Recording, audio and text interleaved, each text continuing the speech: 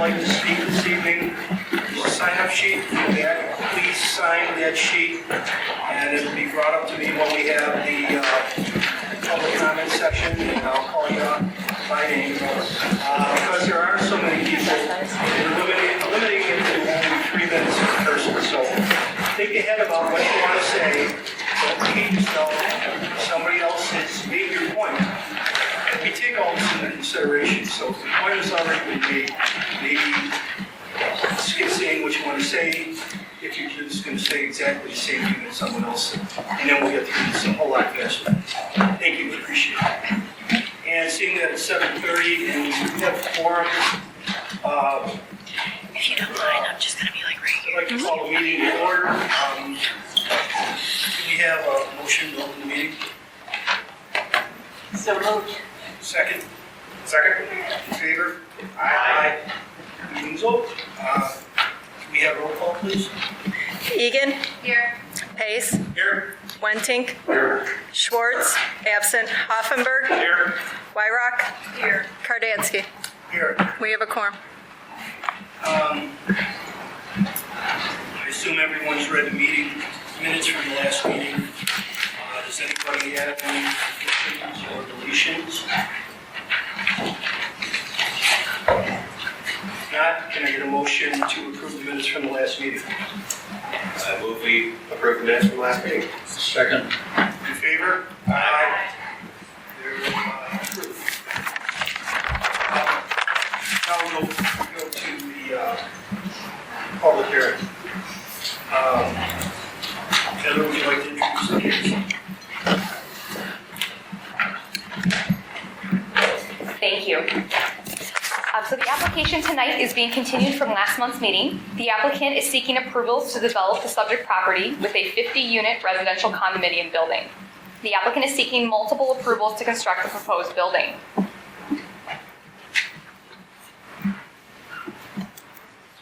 Bear with me.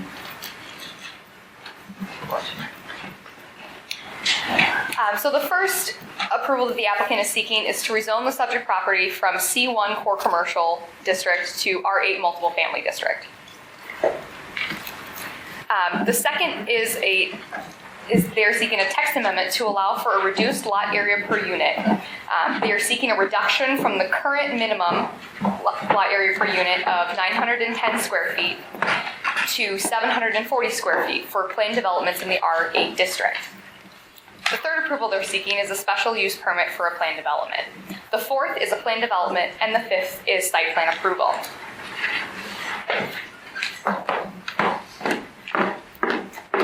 So as I stated before, the applicant is proposing to rezone the subject property from C1 Core Commercial to R8 Multiple Family.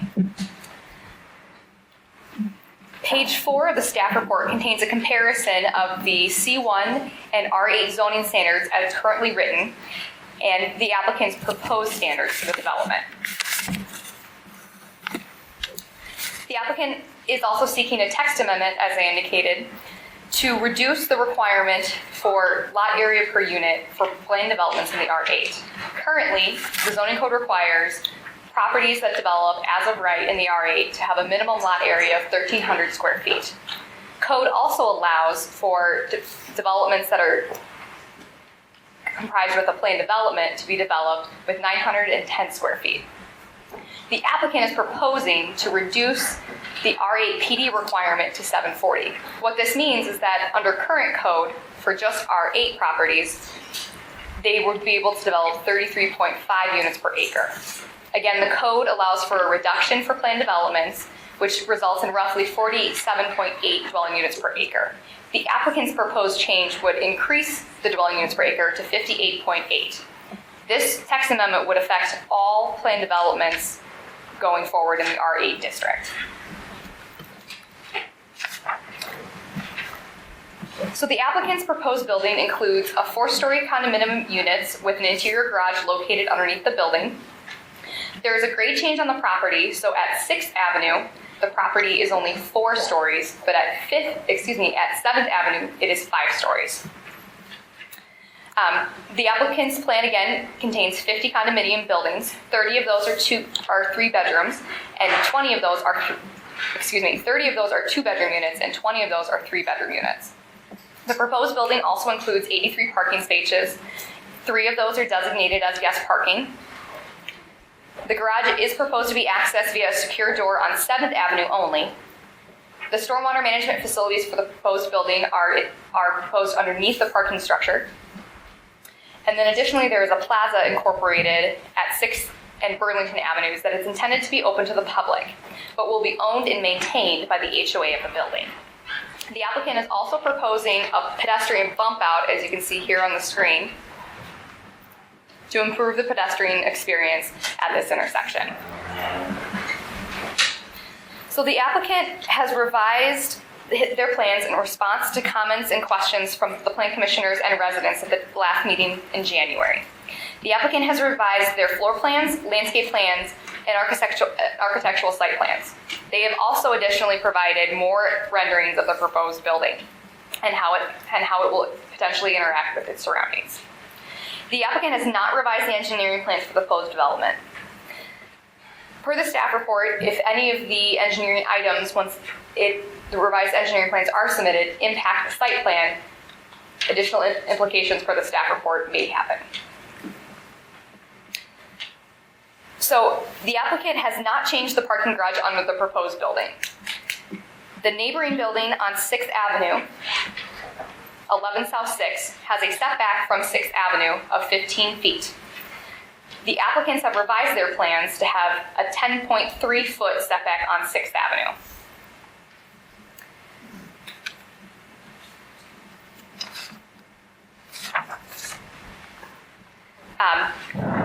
The change in the setback on 6th Avenue has allowed for 2 additional terraces to be placed on 6th Avenue. They are proposing a retaining wall that's roughly 2.5 feet here, as shown in the dotted red line. And then again, as indicated by the arrow, is the terrace walls that are now on 6th, which are roughly 5.5 feet tall. The applicant has not revised the proposed yard along the south side of the building. The existing building at 11 South 6 is set back roughly 5.5 feet from this property line. The revised yard on 6th, again, allowed for 2 private terraces to be moved that were previously on the south side of the building. The applicant is now proposing a ramp on the south side of the building to access the stairwell, which is shown in the dotted red line. The stairwell is proposed to have a 0-foot setback. Moving east along the building, past this stairwell, the building is set back 10 feet for the private terraces. Walls surround the private terraces range in height from 5.575 feet along the west side of the building and increase to roughly 7 feet further east or on the 7th side of the building, as you can see in the dotted arrow here. Midway through the building, the property line jogs and adds 6 feet to the rear yard. The applicant is proposing to landscape this 6-foot area. The west stairwell that mirrors the east stairwell that mirrors the west side stairwell is set back 6 feet from the property due to this jog. The loading and delivery area is proposed at the edge of the back of the building closest to 7th Avenue. This is also surrounded by a retaining wall, which is roughly 7 feet above the proposed sidewalk. So the applicant has not revised the proposed setback along 7th Avenue and is still proposing a 0-foot setback. The applicant has revised the building elevations to include these landscaped walls. Along the northeast portion of the building, the first floor of the building is the parking garage, as it is fully above grade at this point on the site. The parking garage is proposed with a 0-foot setback, as indicated in the dotted line, its location. The second floor, above grade, is proposed for the terraces, which are set back 10 feet. Moving further, excuse me. Oops. Moving further west along Burlington, the proposed lobby area has a 0 front setback as well. Moving further west is the plaza. The plaza at the previous meeting was roughly 6,000 square feet. Due to the change in the 6th Avenue yard, it has been reduced to about 5,200 square feet. So in addition to the information provided by the applicant, staff has provided additional information related to the fiscal impacts of the proposed development on local taxing bodies and information from the Historic Preservation Office. So the fiscal impact analysis that was conducted by the village's consultant indicates that all local taxing agencies should have a positive impact from the development. It estimates population projections as well. Roughly 108 residents should be generated by the development. 11 students are projected to be generated for District 102, and 3 students are projected to be generated for 204. So as indicated in the January 8th staff report, the applicant has stated that they intend to salvage certain elements of the building for use within the proposed condominium building or as gifts to the Historical Society. The applicant has also stated that they intend to install informational signage in the proposed plaza describing the history of the original building. Also noted in the January staff report, planned development applications are subject to standards for special usage, which include a standard that the proposed development will not result in the destruction, loss, or damage of any significant or historic features. The village does not have a separate historic preservation ordinance. As the buildings are located within the National Register Historic District, any redevelopment that involves a state permit will trigger a review by the State Historic Preservation Office. The review is commonly referred to as a 707 review. Detailed descriptions of the state's process is included in the staff report and attachments. The Planning Commission has a number of options in recommending approval or denial of the proposed requests indicated in the staff report. The staff report also contains suggestions for the conditions the Planning Commissioners may incorporate as part of a recommendation. Lastly, in front of you on the dais are some additional public comments that were received since the Planning Commission packet was published.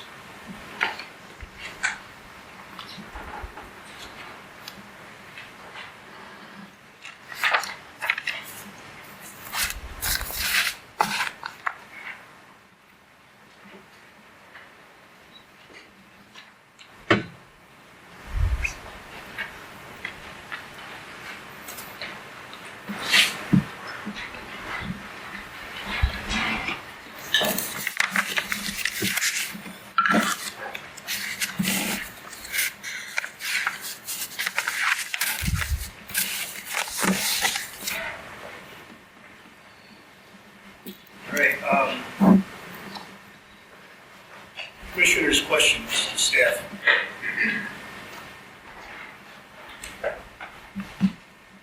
Does the applicant have to go to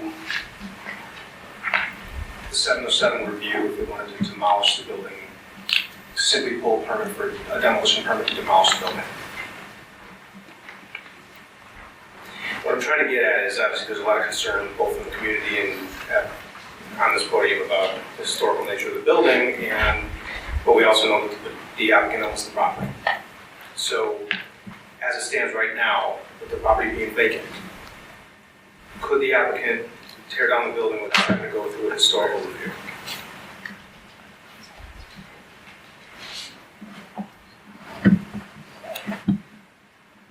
I don't know. I know they would require a Cook County demolition permit if they were to demolish the building. However, I can't off the top of my head think of a state permit that would be required relative to that, but we would need to do some further research into that to give you an answer.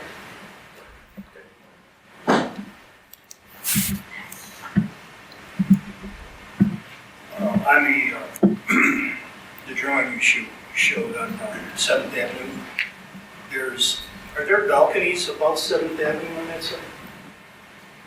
Or is that like a French balcony?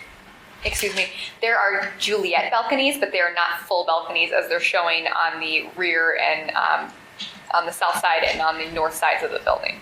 Okay. Thank you. Any other questions for staff and commissioners? The requested changes, text amendments and so forth, you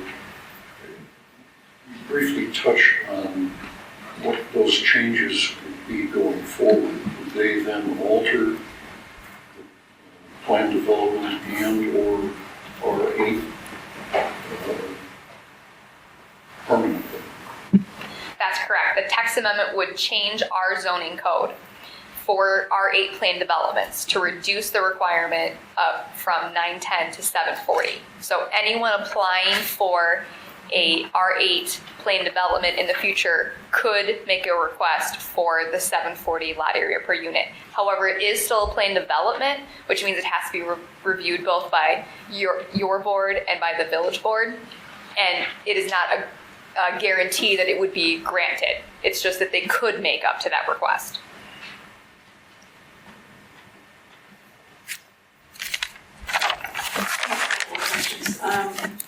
What would the front of the building be, and would there be an address on Burlington? Or what would the address be according to the conventions that you use in the Grange?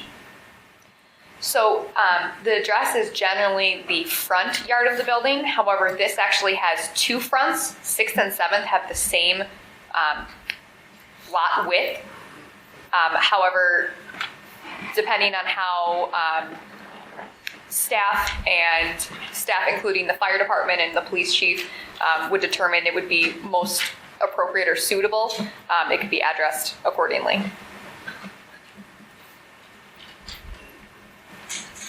And do any of the balconies on this proposed development, as of today, extend over the public way? No.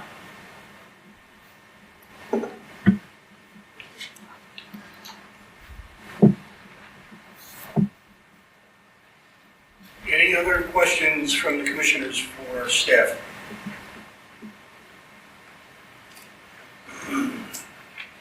Well, having heard none, we'll give the applicant a chance to present the case.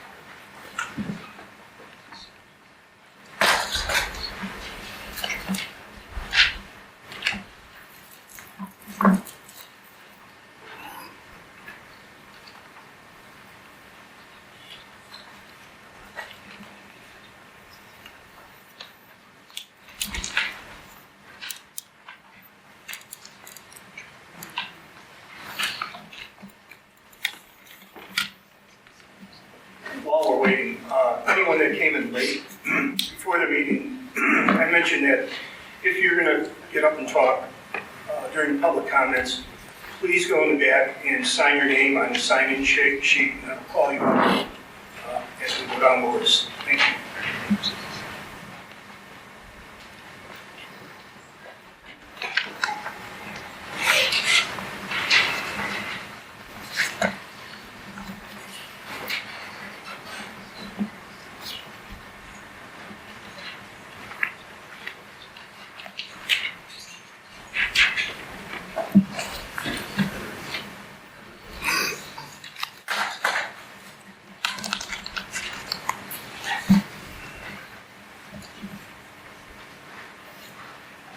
Charity.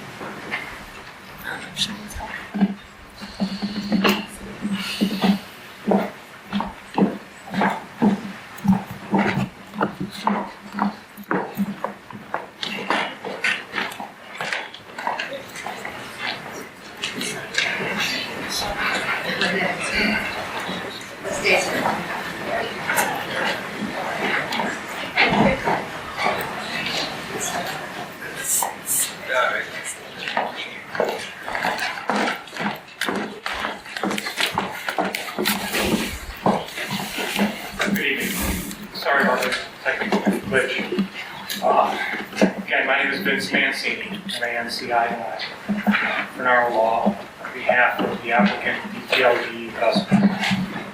I'm going to run through a lot of the original presentation, just because clearly there's a bigger audience participation at this stage, but everyone could benefit from a rehash.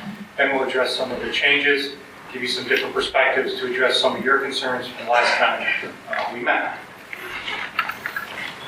So again, DTLG Investments is owned by, or managed by Mr. Kenneth Sullivan.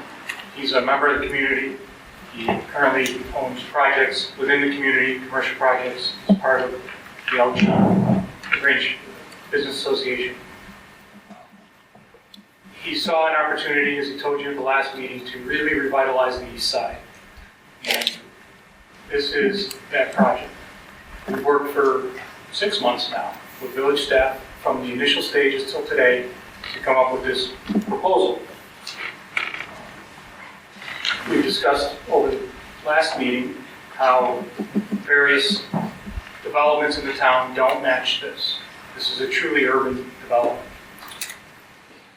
The reason, or the ramifications of that, is that as we try to squeeze the building smaller, it has domino effect upon things like parking, storage, residence size, all of which impact the uniqueness of this development in the market for this particular type of development. When we met with staff, we created the plaza as the public space, open to the public. Again, over 5,000 square feet. That is going to be the open space of this development. Unlike other developments, there's not a parking lot. So some of the measurements used that were discussed, the 740 square feet, that's impacted by that. Because if I build an apartment building with a huge parking lot, that figures into that equation. That equation is designed to affect density. This is not a dense development. From the standpoint, the units all range in size from 1,400 to 2,400 square feet. What makes it unique is the underground parking. That's only due to the topography. So as we look at the plaza itself, again, that's the open space. That's the setbacks and things of that nature that are required under the code for residential developments. In this case, we're a commercial development, but we're zone commercial. So conceptually, we could tear down the current building and build a commercial building to the lot line and not ever have to come before this panel to do that. But we don't want to do that. Again, we approached the village 6 months ago with this concept. We worked this out to have this area, this plaza, available to the public. In addition, there's some pretty cool features in relation to the club room at the top. It's an open room for the residents to use. The site plan and plaza is designed to funnel traffic into the business district and towards the train. All of that has been thought through with village staff. The old Jackson Storage Building, which is currently owned by DTLG, frankly, the exterior facade is failing. It's a brick facade. It's made up of tiles, which are mostly crumbling. We're going to try to salvage as much as we can, as we discussed earlier. We can have our design architect at this point discuss the ability to possibly repurpose this building in any way, shape, or form. I'd like to introduce Jeff Mulcrone to do that.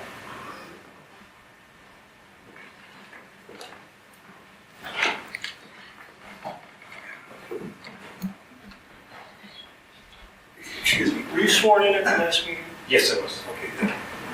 Good evening, I'm Jeff Mulcrone, I'm Director of Design for BSB Design, the architect of the project.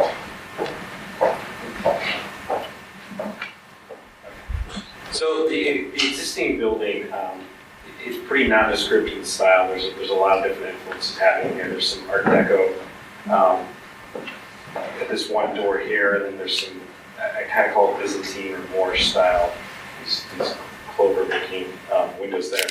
So of the whole facade, that's really the only portion that was somewhat interesting. The rest is just some very poor, dilapidated terracotta glazed tile that they're falling apart.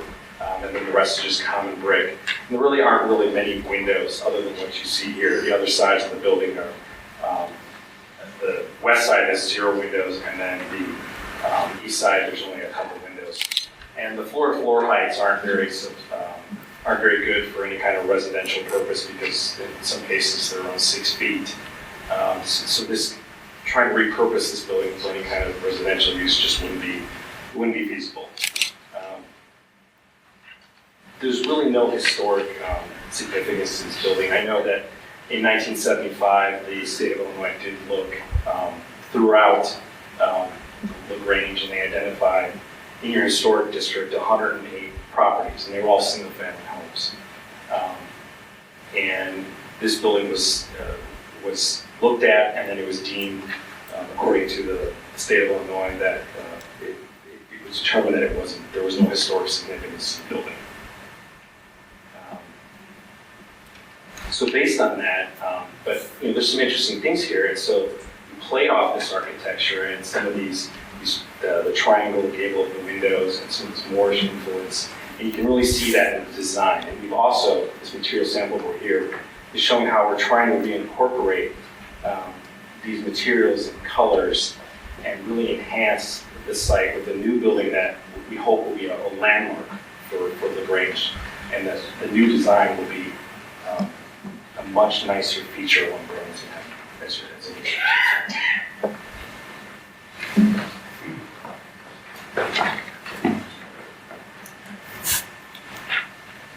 Also, when you consider the interior of the building itself, it is actually in poor shape.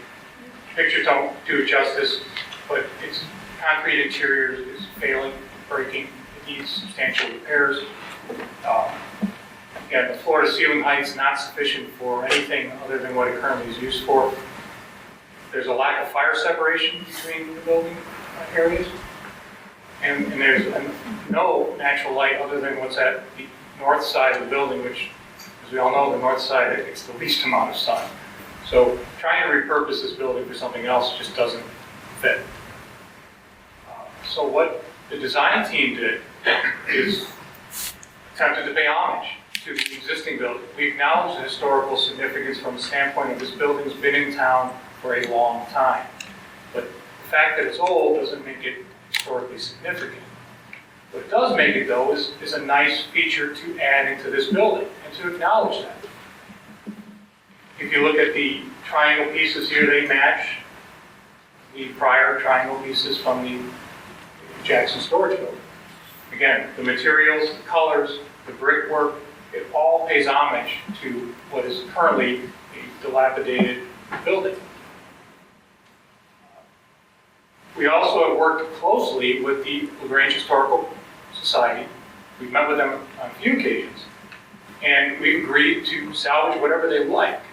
And in fact, we're going to store it for them until they can come up with a storage facility to hold these things. Things like doors and windows they've asked for, and we'll save. We're also going to try to save some of the tiling on the outside and use it in the mailroom. So there's a shipping sign. Right here, it says shipping. That would be great in the mailroom. And we're going to try to save it and put it in the mailroom. We're also, as staff indicated, we're going to have a sign paying homage to the building. And we're going to try to use that within the interior design of the new structure. The question is, what can be salvaged? And we're going to do our best to salvage what we can. I'll let Jeff, again, discuss a little bit of the interior and in terms of how, architecturally speaking, it's just not functional.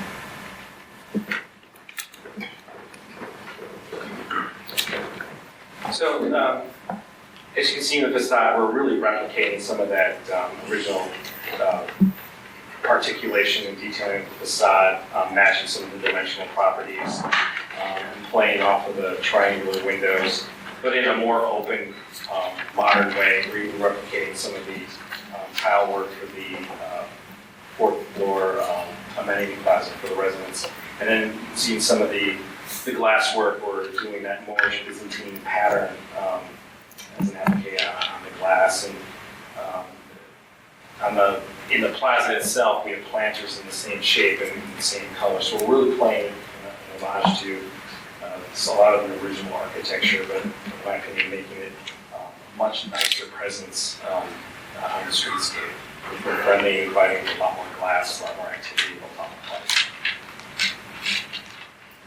On the left is a current shot of Burlington Avenue, and we're actually placing our amenity annex wing, which is a first floor lobby areas for the residents with their mail rooms and package room.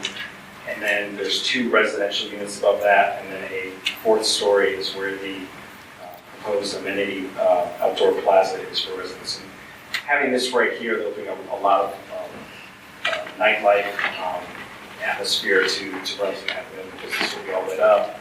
You'll see a lot of activity, and hopefully this brings a lot more people to your downtown.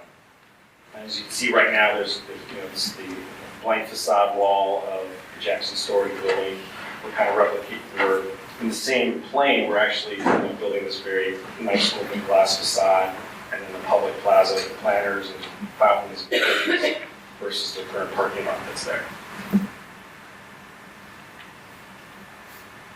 This is just another shot of looking east from 6th Avenue. You can see Jackson Storage, just the large blank brick wall, one single family house, and then our proposed 4-story residential building that's roughly right here in the plaza.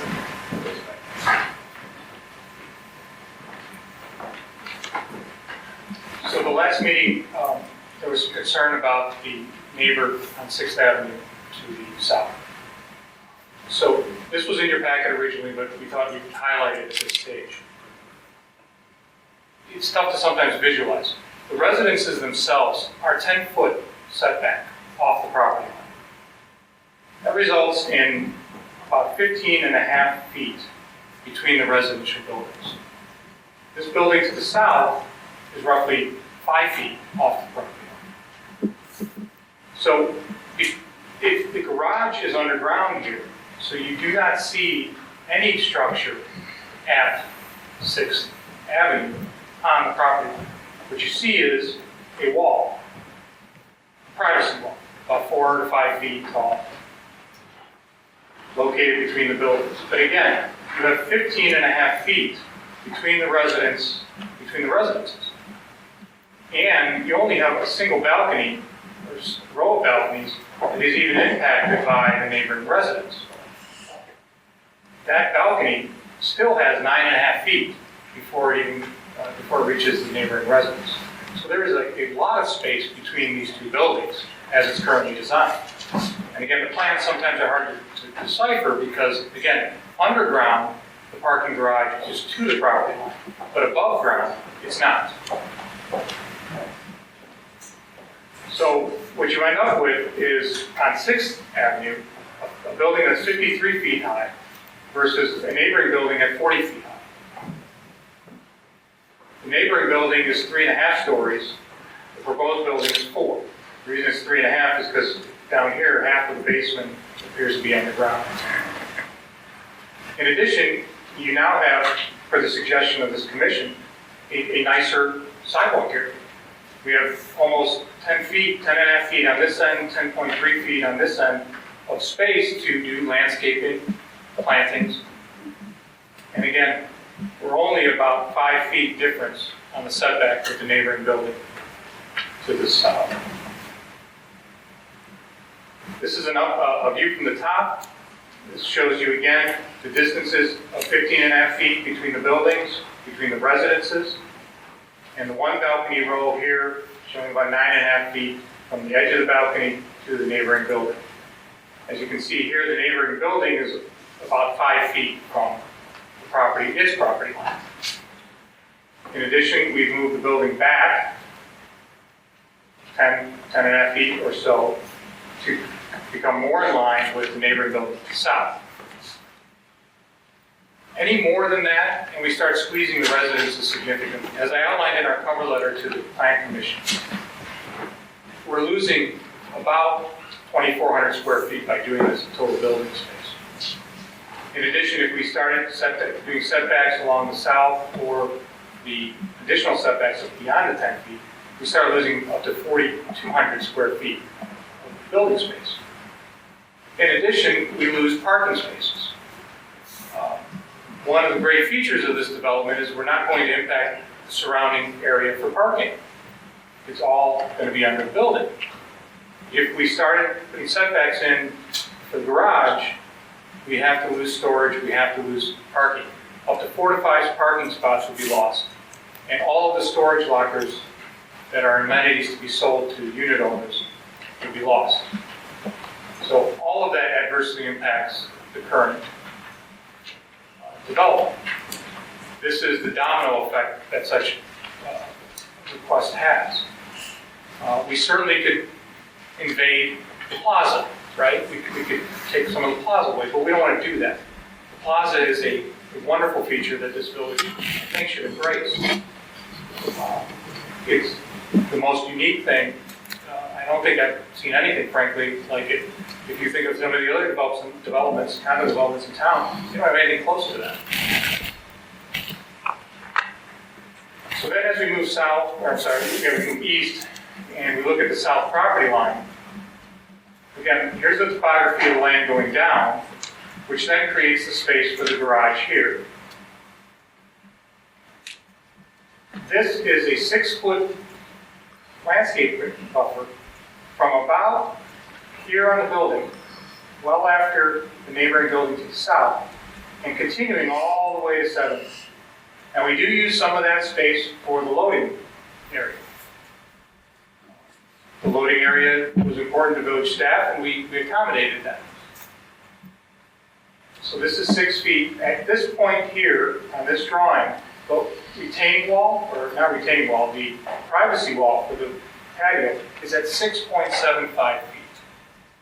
It's not very tall. As we make our way down to 7, it does increase, however, to what staff said, 7 feet. However, as you can see by the topography, the actual visual of the wall only reaches about 5 feet along 7th because the land is built up here. There's a residence at that location. The other thing to note is that all of these balconies all overlook open space. They don't look at a neighboring building. The only balconies that do are the ones we showed earlier along near 6. So all of these balconies, here, here, here, and here, overlook open space. This is the current view from 7. It's essentially a drive with some dumpsters. It's not very attractive. The proposal, again, shows an attractive building. We upped the landscaping on the wall. So we've increased the brickwork at your recommendation to be more consistent with the rest of the building. And again, we show additional parking that we're creating at this location and across the street. Here's our delivery area, well secluded and hidden from the neighborhood. Parking on 7, there's the area across the street. This is a parking lot, village-owned parking lot, which the village itself recommends the commercial district use for its employees during the evening hours because it's wide open. In addition, there's parking allowed on 7th Avenue. Again, we've provided 83 spaces inside the building, so the residences should not be out. We do have a parking and traffic engineer here to speak a little bit at this time to address some of those concerns, if you would allow it.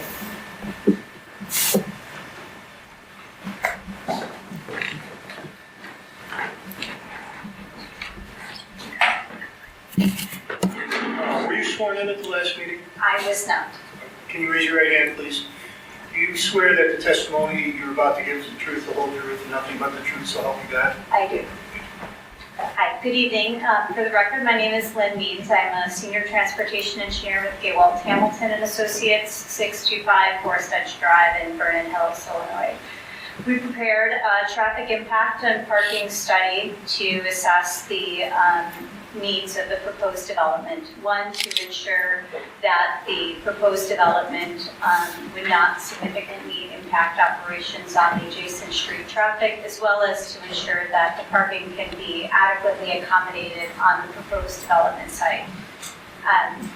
Our study included peak hour traffic counts during weekday morning, 6 to 9 a.m., as well as weekday evening, 4 to 7 p.m. timeframes at both Burlington Avenue at 6th Avenue and 7th Avenue.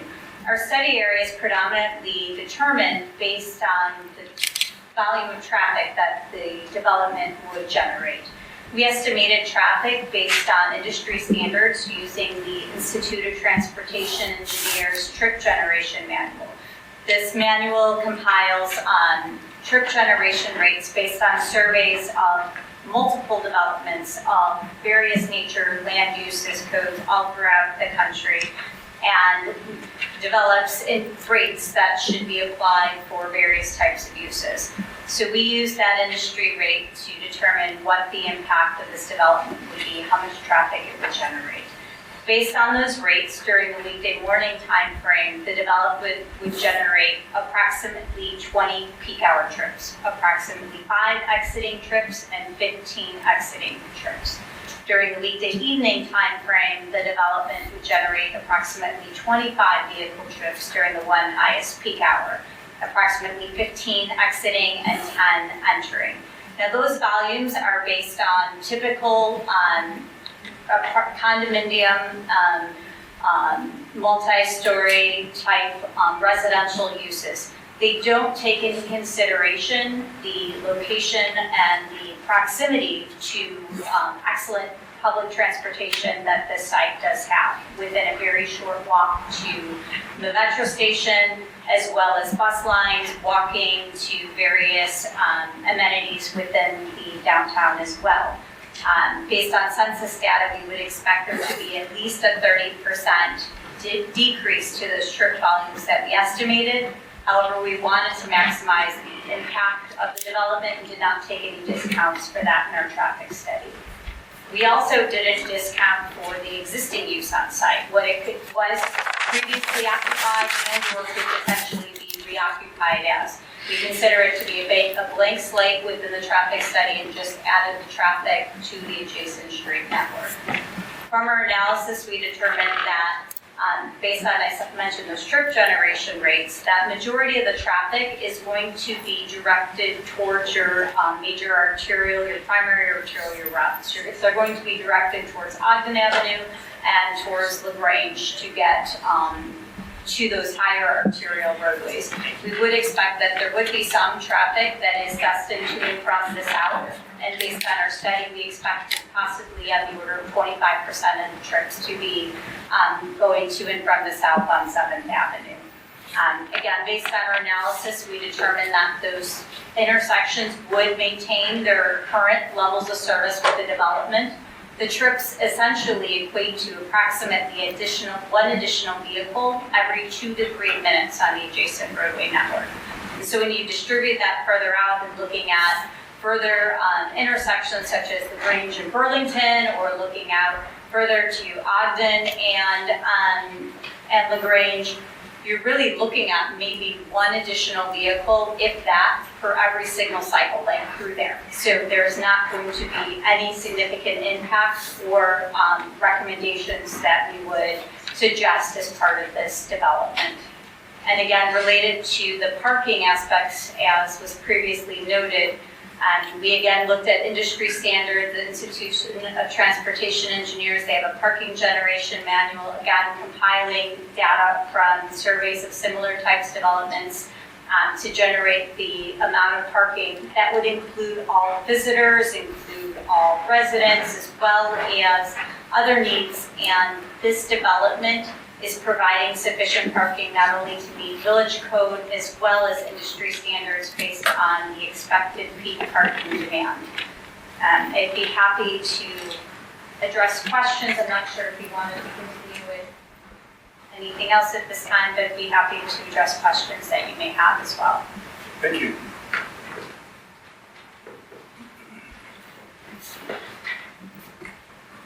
So again, that brings us to This is a development that's designed for empty nesters and young professionals taking the train. This is a commuters type development.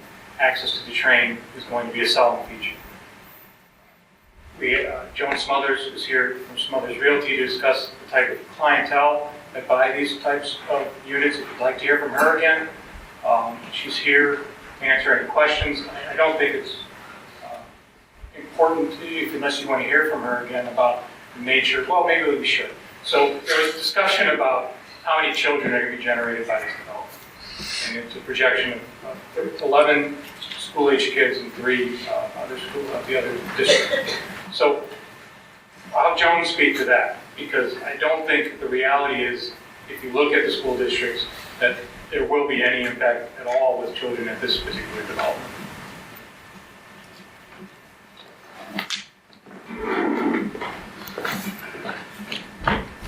Howdy. I made a few notes, and I'm not an expert in traffic or anything, but all of my comments will be anecdotal from what I've observed or what I've heard or where I've lived or issues or non-issues that I've had within that framework. So the typical buyer for this property is going to be one of two things. Either a first-time buyer coming from the city, or someone within town who is downsizing. I actually think their 11 kids is like really high for this development, from the standpoint of the units aren't big enough. Once someone comes in and they get married and the wife moves in and the husband moves in and then they start having kids, those units are not big enough to raise your children in. The majority of the units are not the 2,400 square foot units. Certainly those are large enough for kids, but those are units that are probably going to be owned by people who are already in town and are looking to downsize. So the one thing I remember from when 40 Ashland was getting approved was the same conversation, consideration, and a little bit of angst about how many children would be there and what the toll would be on the school district. There are no children in 40 Ashland, and I can't remember, and maybe somebody here can tell me, it was either $157,000 or $187,000 that came into the school through tax revenue through the sale of the condos. But either way, that's a big number, without children to suck that money out. Okay, so the tax revenue. I think there's confusion about the size of the units. There's confusion and some conflating of this project with the project that's already been approved at 47th and Bluff. I've been following I've been following some of the comments that have been on Facebook, and there seems to be some confusion between those two developments and also traffic issues with those two developments. The pricing for these units is right on track. It's with, no pun intended on the tracks, it's right in line with all the rest of the developments, but the nice part about it is that they're not all 3,000 square feet. So you have units anywhere from, I'm guessing, they're not in stone, these are not real prices yet, but 450 up to maybe 650 or 750. So you have an opportunity for someone who doesn't have $700,000, $800,000, $900,000 to get into a condo and stay in town. That's really important. My office has represented all of these condo developments, and the one question that we get all the time is, I have $450,000 or I have $500,000 and I can't buy here. So now they could. I think that that's really positive. One thing that this development has that none of the others that I can even think of has is some internal guest parking. There's no internal guest parking in any other development around here. In fact, some of them don't even have external guest parking. I think that the space for the residents on the top floor is a really neat thing. A lot of these other buildings, in fact, none of them, have any kind of space other than the residences for their residents to go. So this is anecdotal from me. So in my quest and my husband's quest to find the absolute perfect place to live in our old age, we have been through some condominiums, and the traffic issue of cars going in and out of the building is interesting to me because I lived in Burr Ridge Village Center for a while, and there were about 85 units using one garage entrance to go into the garage. And I swear to God, I never, ever was behind another car going into there. Because in this particular building, you have an urban development. You have people who are going to be there specifically because they want to use the train. They will not be going in and out all the time, for the most part. And then you have people who might be working in Schaumburg or working in Palos or whatever. They're not all living at the same time. So that's obviously a better traffic person, but from a personal experience, I did not experience that issue. And then finally, the last thing I want to say that I hope everybody takes into consideration is we all think that we have a super vibrant downtown, and we do, but we have merchants in town who are really, really struggling and suffering. And so having this addition, I did see a comment on one of the Facebook pages that said, why do we need more foot traffic? We need more foot traffic in town so that those merchants that we like can stay there, so that we're not always complaining that there are so many empty stores, or gosh, we love that grocery store, or we love this restaurant or this cafe, and they're not there anymore. And when you put, I guess that's 100-ish people into a building, and they are 75 feet from this downtown where they can get everything they want, they will go there and they will be foot traffic. And I know Steve Palmer's not here, but he made a very impassioned plea at the last meeting that the merchants and the I know it sounds funny since you can't park anywhere in town, but the merchants and the restaurants all need our continued support and the support of new people coming in and out of town. So that's my story.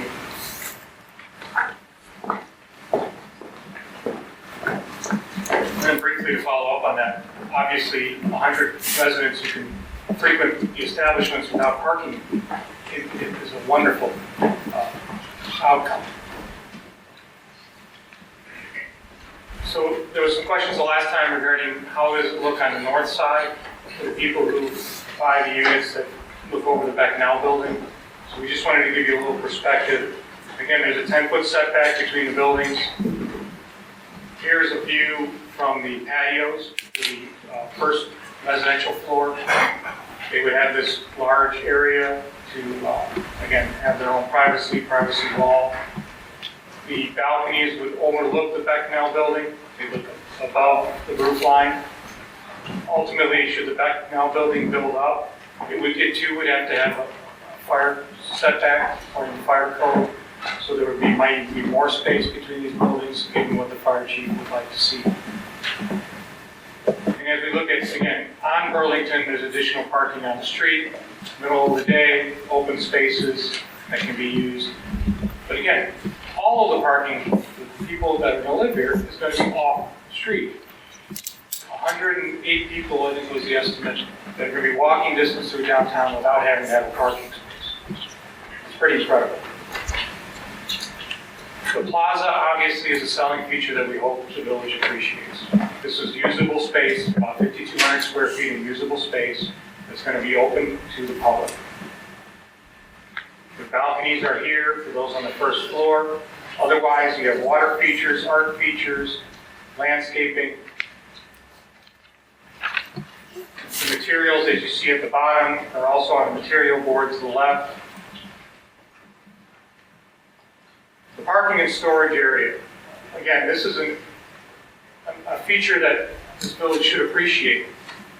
They will have storage lockers available to each unit.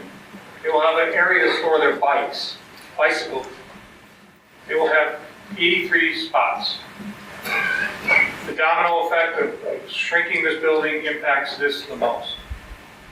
And that's a negative for this village in its parking concerns. First floor residences, again, we're anywhere between 1,400 to 2,400 square feet. Second floor and third floor are about the same appearance, and then the fourth floor has this particular area that's available to the residents to use for parties and whatnot. Again, creating a vibrancy downtown. Again, setbacks will impact the square footage available to the residences. It will also impact the plaza. This is the topography if anyone's interested. Right now, this is the Falloon and Kenny building. This is the current structure of the building, Jackson Storage Building. This is the open area that I showed you earlier. That's really unattractive dumpster area and delivery area.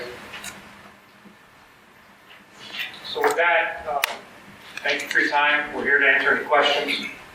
I'm sure you're going to get a few of them from the public, so please ask away. At this time, any questions from the commissioners for the applicant? With regard to the traffic study, am I correct in your statement that the numbers of trips is incrementally above that which exists currently? The existing use on site is, from what I understand, is not open during the morning peak hour. So by nature, a residential use would generate more traffic during that morning time frame. However, it could be reoccupied by some other type of use that could generate just as much traffic during the morning and evening time period if it was to be reused as a commercial type use.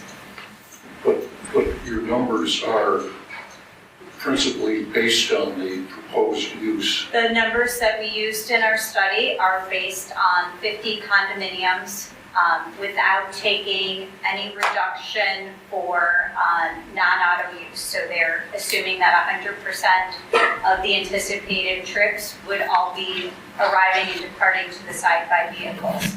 They're incremental above the Right, so we count existing conditions, and then we added a 3% growth to the existing conditions to count for general background traffic within the area, increasing as a result of other developments. And then we also added traffic associated with the adjacent Burlington building, the 8,000 square foot building, assuming it would be activated as an office type use. We assumed traffic from that as well, and then we added our traffic on top of it and compared future traffic volumes to existing traffic volumes. Thank you. I also have a traffic question. Yeah. In your study, I guess I was unclear on this. Are the number of trips, is that residential trips, or does that include all the delivery? So the trips that are included in the morning, the PM, and the daily basis include visitors, any employees, and as well as deliveries, because they're based on surveys taken at existing sites of various sizes of condominium uses, of capturing traffic basically coming in and out, which would include visitors, residents, and as well as you mentioned deliveries. Predominantly, though, in our experience is that most of the traffic coming in and out during especially the morning and evening time frames during residence is predominantly your commuter traffic. Predominantly it's your residents leaving in the morning and a high presence of them exiting. But as we noted, there's, based on these generations, we do have approximately 5 vehicles coming in the morning, so that would potentially account for a resident that worked a later shift, an odd shift that's coming home, or potentially if they were, a school age, dropping someone off and coming back in, could be a delivery, could be what have you. It encompasses all that, as well as on the daily volumes as well.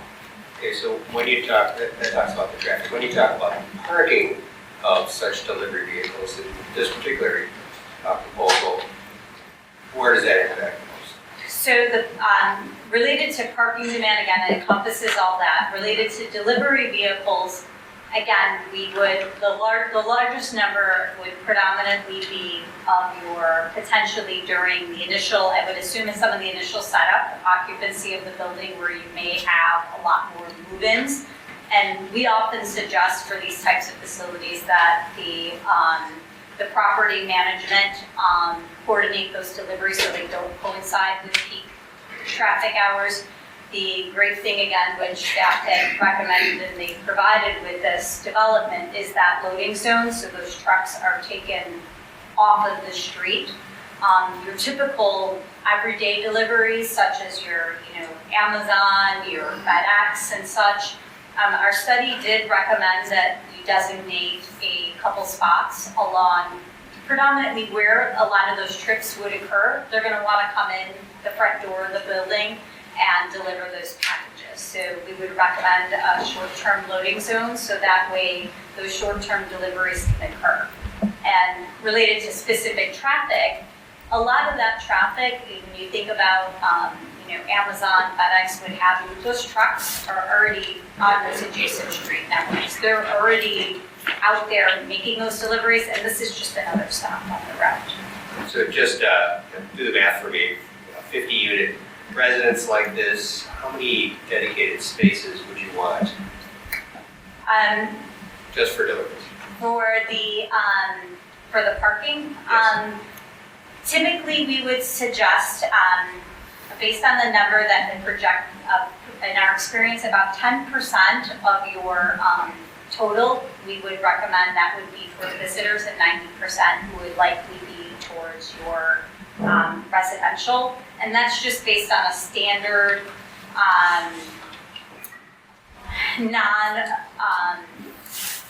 non-use that's close to transit. I want to say transit-oriented development that's close to your urban context. Typically in a suburban nature, we have 90% that's devoted to the residents and about 10% that may be towards visitors. I guess I'm looking for. So that would be about eight spaces. There you go. Yeah. And if the petitioner would speak to that, are we looking for 8 spots right there in Burlington? Or? Oh, that would be contained within the building itself. Inside. Inside. I think you were asking about deliveries as opposed to visitors. So right now, delivery trucks park on 6th to deliver to the businesses to the west. So a FedEx truck will park on 6th near this current parking lot and deliver with a cart to the location. That's not going to change. FedEx isn't going to change just because this building's here. They have their routes, they know what's efficient. They're going to deliver to this spot, probably parking on 6th like they currently do. But we did ask for a loading area, or temporary parking spot in front of the building to accommodate FedEx and Amazon, things of that nature. But after doing that, we realized, having the current owner of the building, being an owner of a commercial building on Grange, that the actual delivery trucks already park on 6th to deliver to the businesses. So they're going to deliver to this unit, or this development, from a similar situation. So we wouldn't need, we've asked for a parking spot on Burlington for temporary purposes, but according to how it's currently done, we wouldn't even need that because it's parking on, the delivery trucks are parking on 6th. So 50 new units with the door in front on Burlington. Delivery trucks will park on 6th and Water. Yeah, because you have commercial units all up and down the Grange where they currently park to deliver to. So all of the commercial on the Grange, they don't park on the Grange to deliver their FedEx, they walk them over there. No, they don't. They do not park. They do not park. Dennis, do you want to? Looking for an opinion or an answer. That's what I'm looking for. Dennis Sullivan, managing partner of the development. Most people don't know, we also own the businesses within the building, the Antique Mall and Jackson Storage, and there's also a service business in there as well.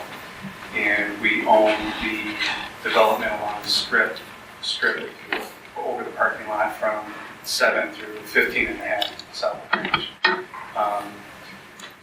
I don't know the number of deliveries we get for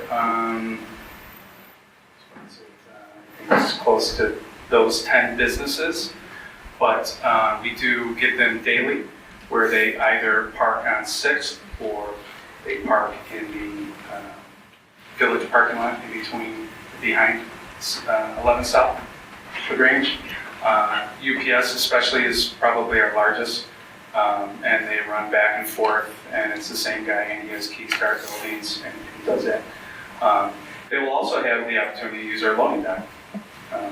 That's specific for deliveries, and they can also use the parking garage. But right now, that's been our experience as business owners in downtown Grange, that they use 6, they run around, and so we don't see much difference. Thank you.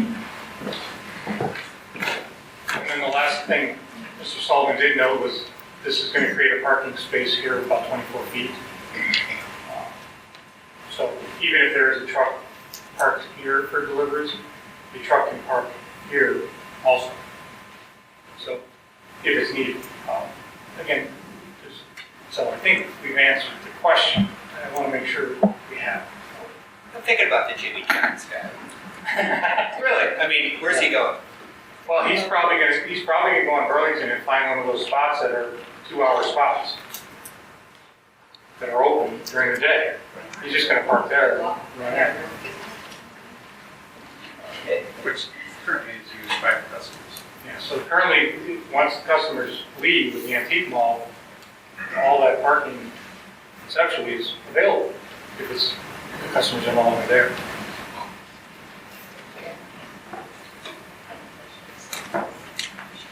So while we're on the loading dock on 7th, is it my understanding that it's not just for deliveries and for the moving trucks for all of the residents, but for garbage pickup as well? Correct. Okay, and so that's right on the lot line with the single family that's directly to the south? Garbage is actually gonna go to the garage. Oh, garbage will be through the garage? Yeah, because there's no, No, it's okay. Yeah. So a garbage truck would pull up here and the building maintenance man would wheel it out. They have a set schedule.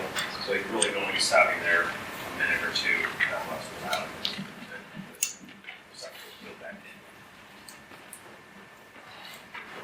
I'll show you a picture of the garbage facility on the map, on the drawing. So down in this corner is where garbage is held, and again, wheeled out to the trucks. This is just solely delivery or move-in. Obviously, as we talked about, we coordinate the move-in times and things of that nature, as most buildings do.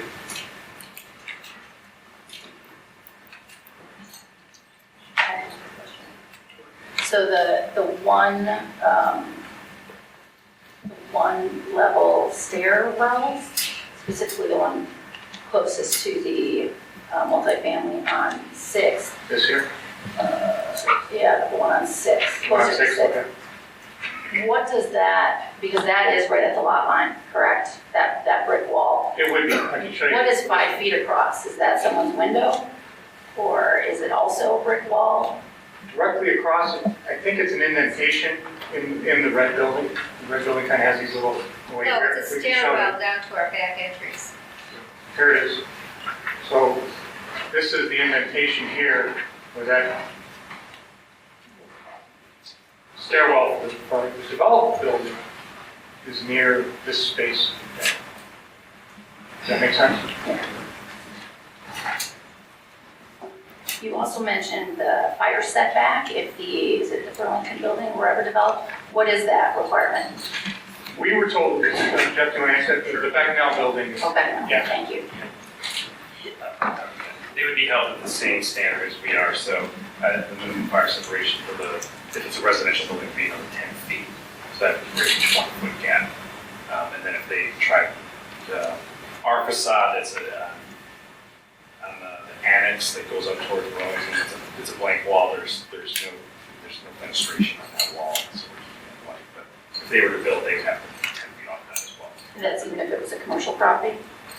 I'm not so sure on the commercial code for that, but typically you have to, whatever distance you are, percentage of glass has to be fire rated in a certain distance. I'm not sure on the commercial aspect.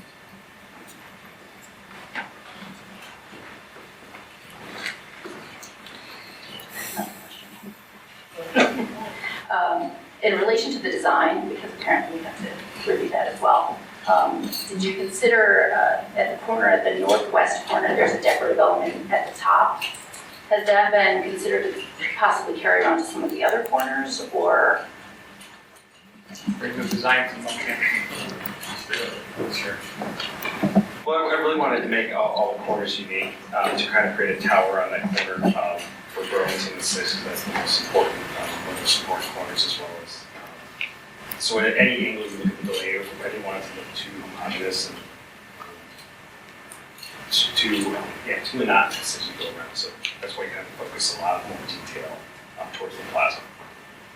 Well, it would seem that, as we discussed at the last meeting, that both the South and the 7th Ave facades are pretty plain, and that it might be more pleasing to the residents to the south that are in the single-family district to have a little more, interest. So, not that it needs to go all the way around, but perhaps at every corner you have that same decorative element. Very happy to study that and then look at every corner. And obviously you want to be part of the neighborhood, so you want to not just have a flat facade, which goes along to my next question. Did you carry the brick veneer? I think on the north facade, it goes up maybe to the 3rd floor. Is that also carried around the building, or is there some brick detail on the south and the east facade? We do have brick elements that do go all the way up the 5 stories here as they march down the whole south facade. There's areas of brick, and it's kind of hard to see on the slide, but there's one there, there's one there, one there, one there. And then we're a story and a half as it wraps the corner. And then as you go around the building, we still repeat that rhythm. And then when you get to Burlington Avenue, it's almost 100% masonry on an annex with a lot of glass. And it keeps marching down with the elements of 4 and 5 stories of brick. So we do carry the materials on 4 sides.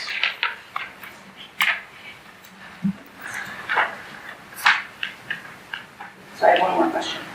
As it relates to the chart that we have on page 4 that we received from the staff, table 1, it's got the required corner side yard and the required rear yard as it relates to this property, because there's 2 front yards.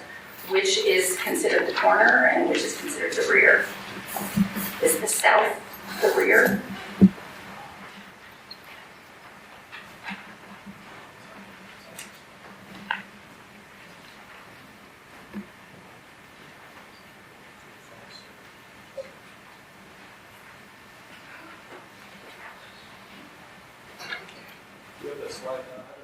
So I can answer just real quick. So as I indicated during my presentation, 6th and 7th are actually both considered front yards.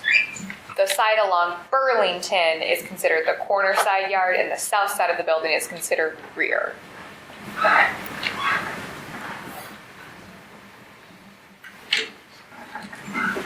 In that regard, could I jump in with a question? I also wondered about that, and that's the reason for my question earlier about whether this was going to have a Burlington address or whatever. Is if this was considered an interior side yard between this building and the building to the south on 6th, what would the zoning requirement for an interior side yard be?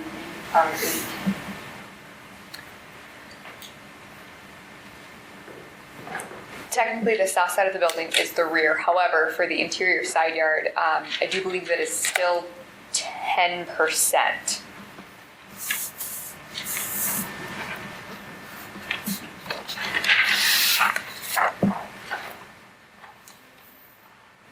Yes, 10%.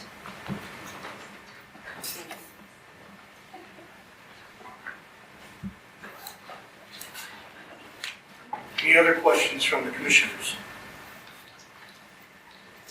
I think it'd be worth hearing from the applicant a little bit more about, I know you talked earlier in the presentation, Jeff, about the facade and the deterioration, but I think it'd be worth exploring, or at least having you talk a little bit more about your analysis of whether or not preserving the facade of the building with the new project was feasible or not, or whether or not it was possible with it. I think it's extremely cost prohibitive to try and save a lot of that facade. So that's why we're replicating on that first floor annex wing along Burlington. We're mimicking the detail of the storefront of the Jackson Square building with we'll have the white stone look, the burnished block base, the green patina window frame. So we're really replicating. And for that annex wing, it's going to look almost exactly like the first floor of the existing building. When you walk by, you can nudge it, any of those tiles, and they will fall off. There's hairline cracks throughout it. It's not a really nice terracotta product. It was just a glaze product, so it's not solid hard. It's less than 1 millimeter thick of the glaze on it. So there's a lot of hairline cracks. So the minute we start trying to take it off, it's just going to crumble. So the idea is to try and really save some of the nicer features like our front entrance door, maybe salvage the wood chipping or maybe some of those other tiles, and you incorporate it in the building or donate it to the historical society.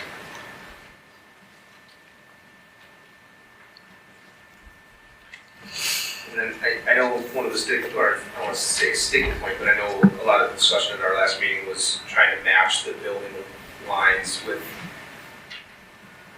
the building line on 6th Avenue with the building to the south. I know you brought it in a little bit, but obviously it doesn't match quite exactly, which meaning the sight line is obviously off, if you will.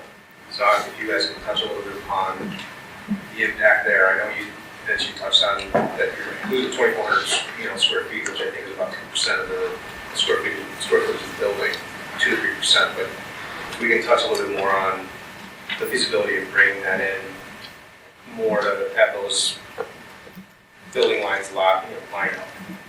So in order to do that, it really only works with 9-foot increments because of the way the parking structure is below. And I have a stairwell here that I already just moved 9 feet. If I move it again, I have to do another 9-foot increment, which would take out another 2,400 square feet minimum out of the building, which is essentially a whole other unit. So we've already taken out 1 unit already with this move, and then the next one is I think we would lose a whole stack of units in the building. And as well as, that would also help potentially impact parking. The same goes for trying to do anything along 7th, because we have all those mechanicals and stairs, and if I move that in, that could take another 2,400 square feet off the edge as well. I'm sensitive to you guys losing square footage or additional units, but we obviously have an issue where, as Chairman Haddazzi raised in the last meeting, we have a village board that is very sensitive historically to any deviances from maximum building coverage, which I know we brought up last meeting, and we're still very, very off from where code is. So, I know that there's a big difference between the 40% required and the 66% where you guys are at. So I just like to hear a little bit more about what that does with your project. Trying to get a lot closer to where the code, where the requirement would be. Well, I'll let the developer speak to financial aspect to unit. But one of the things along 7th at least is we're trying to maintain that edge of the existing commercial building. Now, if we set back our building, we'll see the edge of their building, which is just a blank brick wall. It's a non-decorative wall. There's not a lot of features to that. So if we start pulling our building back, that edge of that building would be more exposed versus keeping the curved edge and the sidewalk, streetscape along that edge.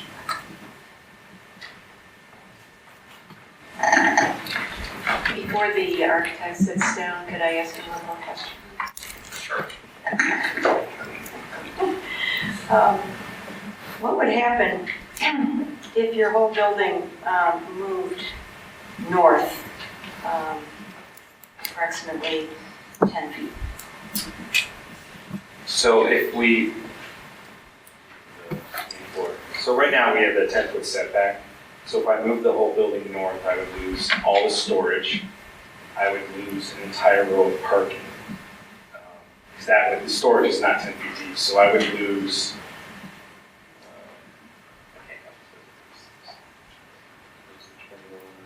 No, I mean on the site. Well, I'm telling you what would happen below. So I'm going to lose about 30 parking spaces by doing that. Well, what if the parking and everything moves? That's what I'm saying, it can't, because we're landlocked here because of the backbone industries building here. So if I squeeze the bottom edge, I will lose about 25 to 30 spaces. Okay, and all that. so you lose the ones that are on the upper right, is All that of what you're saying? No, I would have to take area out, so I would lose all the storage and this whole row of parking here. And then above, a 10-foot setback means I would have to redistribute. Right now, this is a pretty minimum dimension. It's a 5.5 to 6 foot corridor, and then a industry standard 30-foot depth. So if they start going lower than that, it really makes the building not very feasible. I'd actually start proposing and bringing the whole building edge out and eliminating the plaza. You see, when I look at it, it looks like you could shift the thing north and just reduce the little fancy piece. The building And can't, reduce the plaza a little bit. it can't shift north, you can't shift north here. This is, we're locked. So, Can it shift north only on the western half? so almost have like A jog? a jogging building. Mm-hmm. The parking then would be impacted significantly. We would have to probably have wider drive lanes to be able to maneuver that parking area. Probably lose spots, at least 4 to be able to jog up here. Are you allowed to build off the parking spaces under the plaza? Have you talked about that? Right now the engineer is using the plaza space for a lot of the water, Sorry? the water runoff. From a stormwater management perspective, the site is very challenging, and that is our main source of quality control, which is required by the MWRC.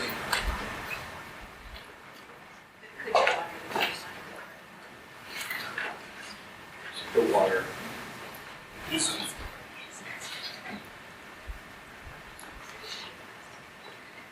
Where's the water detention area? Is it under the parking or under the plaza? Or both? My name is Mike Jones, I'm from SEMCON, I'm the site civil engineer. I was. Were you sworn in at listing? Yes, sir. Our detention is underneath the drive aisle of the parking garage. Our retention is underneath the permeable pavement in the patio, and we also currently have some grade roof.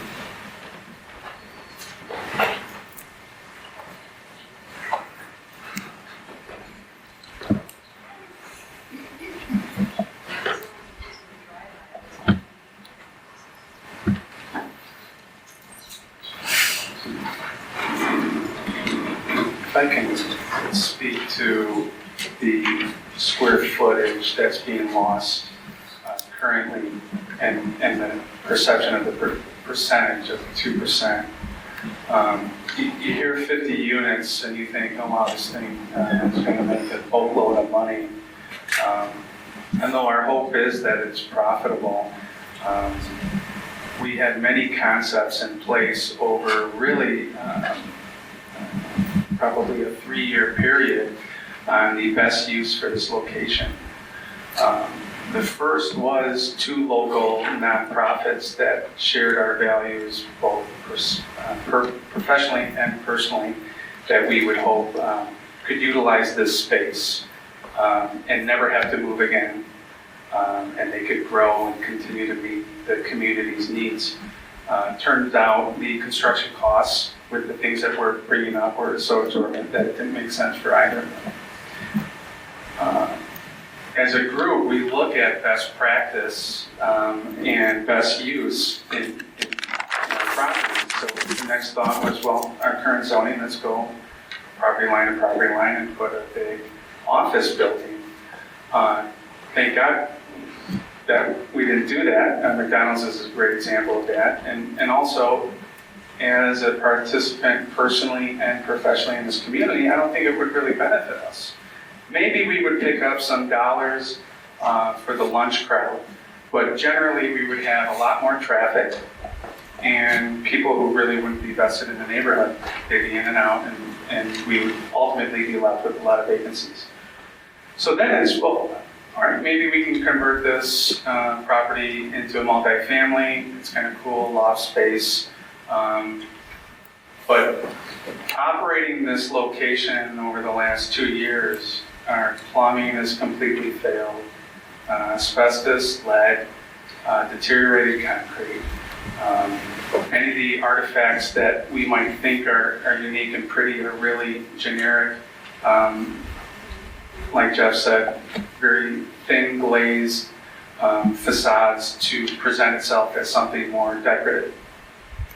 And so then it was, okay, well, how do we make this the best use for the village? The amount of amenities that we put into this property, as Joan said, is, I think, world-renowned. I know our team is definitely world-renowned. And if you look anywhere in the Chicagoland area, there isn't a building that incorporates all of this, both for the public and for the residents, at least in the western suburbs. So when you take 2,400 square feet, that's an actual unit. That's not a percentage of the total square footage, which is a significant dollar amount. You take another 2,800 square feet, and now maybe the property isn't as profitable as it needs to be. And then you take a half a dozen parking spots, and now really, what service are we doing to the community, and are these units marketable? So I just want you to consider that when we look at what this Class 18 did, and I'm the first to say, well, can we just do this or just do that, because I'm not the expert on it. But it's never just anything. It comes at a great cost to the project, and I don't mean necessarily financially, but the total scope of what we're trying to do. Thank you. At this time, I'd like to postpone questions for the applicants so we can get some testimony from the public. First, I think it's time for the 5-minute halt, and then we'll come back to this. Get the meeting started. We're going to go to the public comments part of the meeting.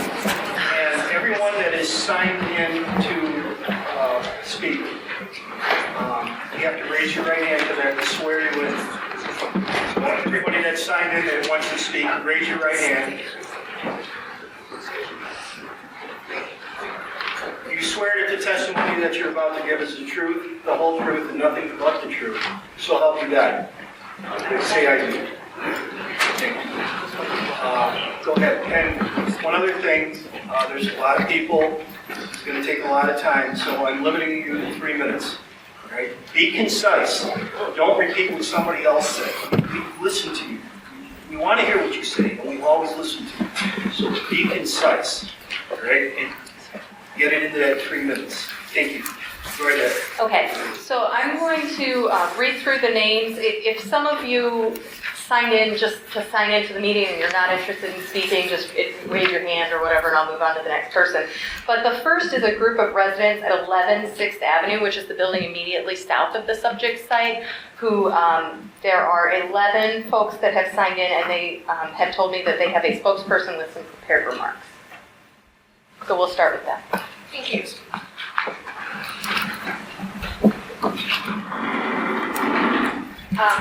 Mr. Chairman, I hope you don't mind, but the 11 people who have signed in have ceded their minutes to me. My name is Mary McDonald. I don't intend to speak for 33 minutes, but if I can have 7 minutes, I think, would that be all right? Yeah, go ahead. Thank you. As I said, my name is Mary McDonald, and I am an owner of one of the 9 condominiums located at 11 6th Avenue, directly adjacent to the proposed 50-unit development under discussion tonight. To clarify, we do not reside in an apartment building, as indicated in the packet. We are, in fact, a 9-unit condominium building comprised of taxpayers, voters. We are families. We're young. We're old. We're married. We're single. Some of us work. Some of us are retired. Some of us bought our units as starter homes, and some is forever homes. Collectively, we've lived there between 2 and 34 years. We're not, Please keep speaking into the mic. sorry, I tend to move around. We are not here to voice opposition to the development site being rezoned as residential. We are, however, very much opposed to the proposed zoning variances, especially those for setbacks, density and perimeter space. The 9 individual condominium owners, summon the planning commission, the zoning board, trustees, the village president, any other village officials, and the developer to do their due diligence.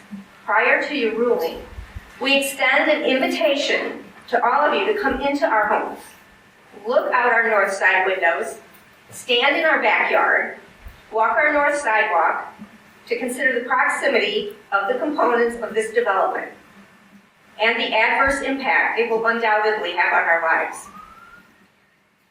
We take issue with the following statement in the packet. The proposed use and development will not have a substantial or undue adverse effect upon adjacent property, the character of the area, or the public health, safety, and general welfare. We respectfully disagree.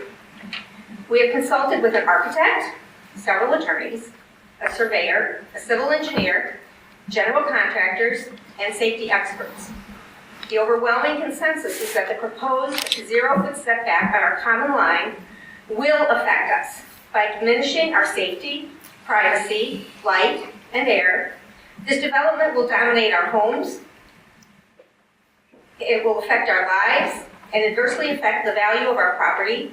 But most importantly, the construction process may very well threaten the structural integrity of our building, deeming it unsafe for habitability.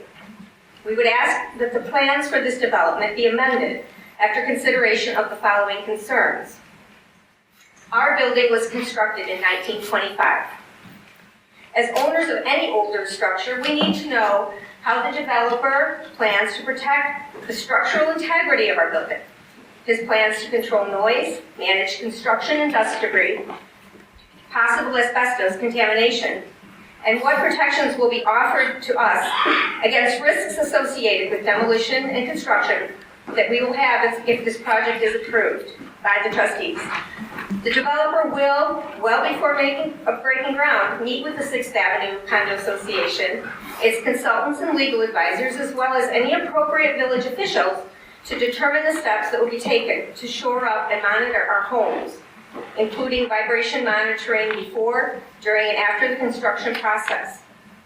In addition to explaining steps in place to protect our building during the construction process, we will need from the developer a proof of insurance that will cover any and all damage to our building and our property, and assurance that any needed repairs will be top priority. A little bit earlier, one of the commissioners asked, what are those indentations along the north side wall of that building?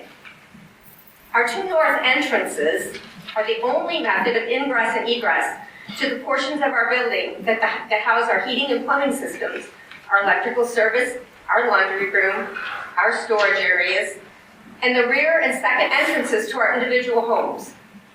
Excavation along that common lot line to construct the proposed underground garage and privacy wall will undermine not only the structural integrity of our building, but also severely compromise reasonable access to these entrances. Additionally, in the event of fire or the need for a window rescue, the placement of the privacy wall for the terraces and proposed balconies will create a serious impediment to any first responder to place a ladder to reach the top floor of our building, and frankly, of the new building. No rescue vehicle would have a chance to maneuver to a place close enough to secure the area or save a life in jeopardy. Our architect noted that the stairwells, which I think now was mentioned as a ramp to the underground garage right on the property line, is proposed to be directly on the common lot line. He suggested that the developer consider making stairwells be exit only to reduce foot traffic and to reduce security concerns. The stairwell entries, or the ramp entry, I guess it would be called now, should be recessed into the development structure rather than jutting away from it and up to the common lot line. We disagree also with the following statement. The proposed use and development will be constructed, arranged, and operated so as not to dominate the immediate vicinity or to interfere with the use and development of the neighboring property. While we appreciate that the upper level balconies now appear to be just under 10 feet from our shared lot line, with the 0 lot line setback at ground level and a density variance from the typical 1,300 square feet of land per unit reduced to 910 square feet of land per unit for planned unit developments, and now a proposed reduction down to 740 square feet of land per unit, we will be dominated by an enormous development that looms over our building and our neighborhood. Another 5 feet of setback and a lesser number of units would make the development much more palatable. The proximity of the two buildings and the proposed height, approximately 13 feet above our building, will create a canyon effect and affect sunlight and air circulation to and through our north-facing windows. Our architectural consultant suggests that all building elements, including the privacy wall, be set back pursuant to current Grange zoning standards to provide for the typical residential condition for air and light to our homes and to provide for perimeter landscaping as a buffer between our two properties. In terms of privacy, each of the condominiums in our building has north-facing windows, dining rooms, kitchens, bedrooms, and bathrooms. The same balconies mentioned previously would allow our new neighbors to look directly into our windows as we go about our daily business, and we would not be able to avoid viewing them sitting on their balconies and overhearing their conversations. We would prefer the balconies facing our north facade be amended to Juliet balconies with a zoning code standard of a maximum balcony projection of 2 feet, or that the balconies be recessed back into the facade, such as the condominiums at 40 South Ashland. We take particular issue with the following statement. There is little impact to the neighboring multifamily building along the southern lot line, particularly given the severe impact an additional 5-foot setback would have on the storage units / parking garage and residential units / plaza. It seems that the developer is more concerned about storage and parking than neighboring homes. And we're very sorry this change to the plans would have a severe impact on the ability of individuals who have not yet purchased in this not yet built development to store their belongings or congregate around a fountain in a not yet realized plaza. Make no mistake, the severe impact really falls on the ability of the current property owners of the 6th Avenue condominiums to continue to live a comfortable existence and reasonably coexist with their new neighbors to the north. Zoning standards in LaGrange provide for perimeter landscaping of at least 10 feet on all borders. The developer has requested a variance of 0 perimeter landscaping on our common lot line and offered up the plaza in exchange.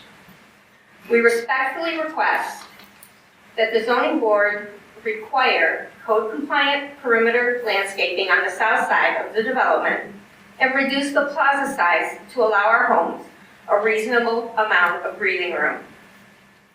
We urge the trustees, the zoning board, the plan commission, and other village officials to take a critical look at this proposal in light of our objections and concerns, and not approve the text amendment for variances for setbacks, density, and landscaping that are contrary to current zoning standards in LaGrange, which standards were enacted to protect property owners from exactly the type of maximize profit at all costs model evident in the packet for which we will pay a steep price. We ask that the new development be in conformance with current zoning standards for density, maintain setbacks that comply with current R8 designations, have a reduced height and perimeter landscaping on our common lot line, or if you must approve variances, insist that the variances be more mindful of the community.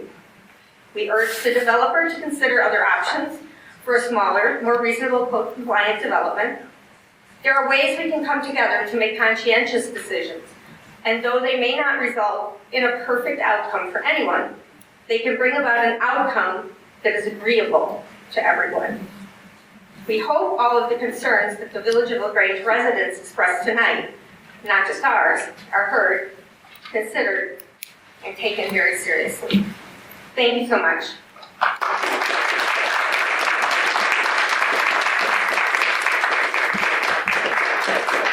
All right, the next person signed up to speak, I believe, may have had to leave. Matt Larson.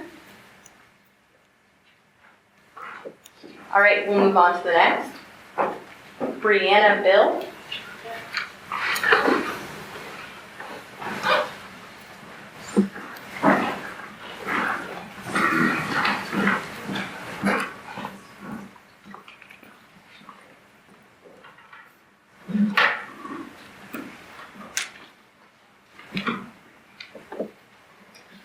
Should I go ahead?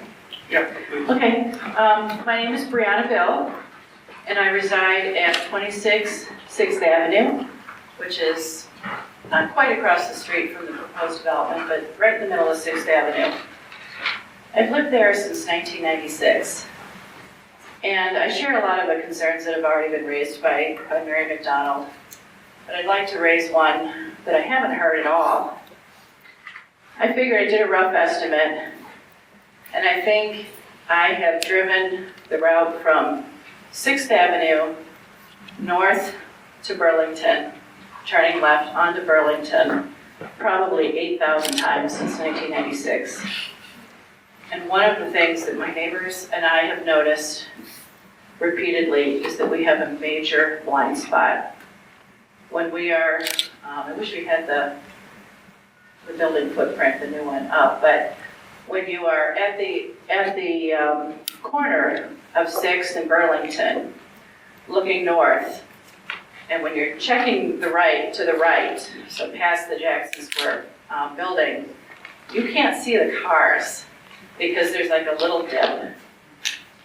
And I'm very concerned about no setback, that if we had a building that goes right up to the sidewalk or even close to the sidewalk, it's going to be a major problem for us.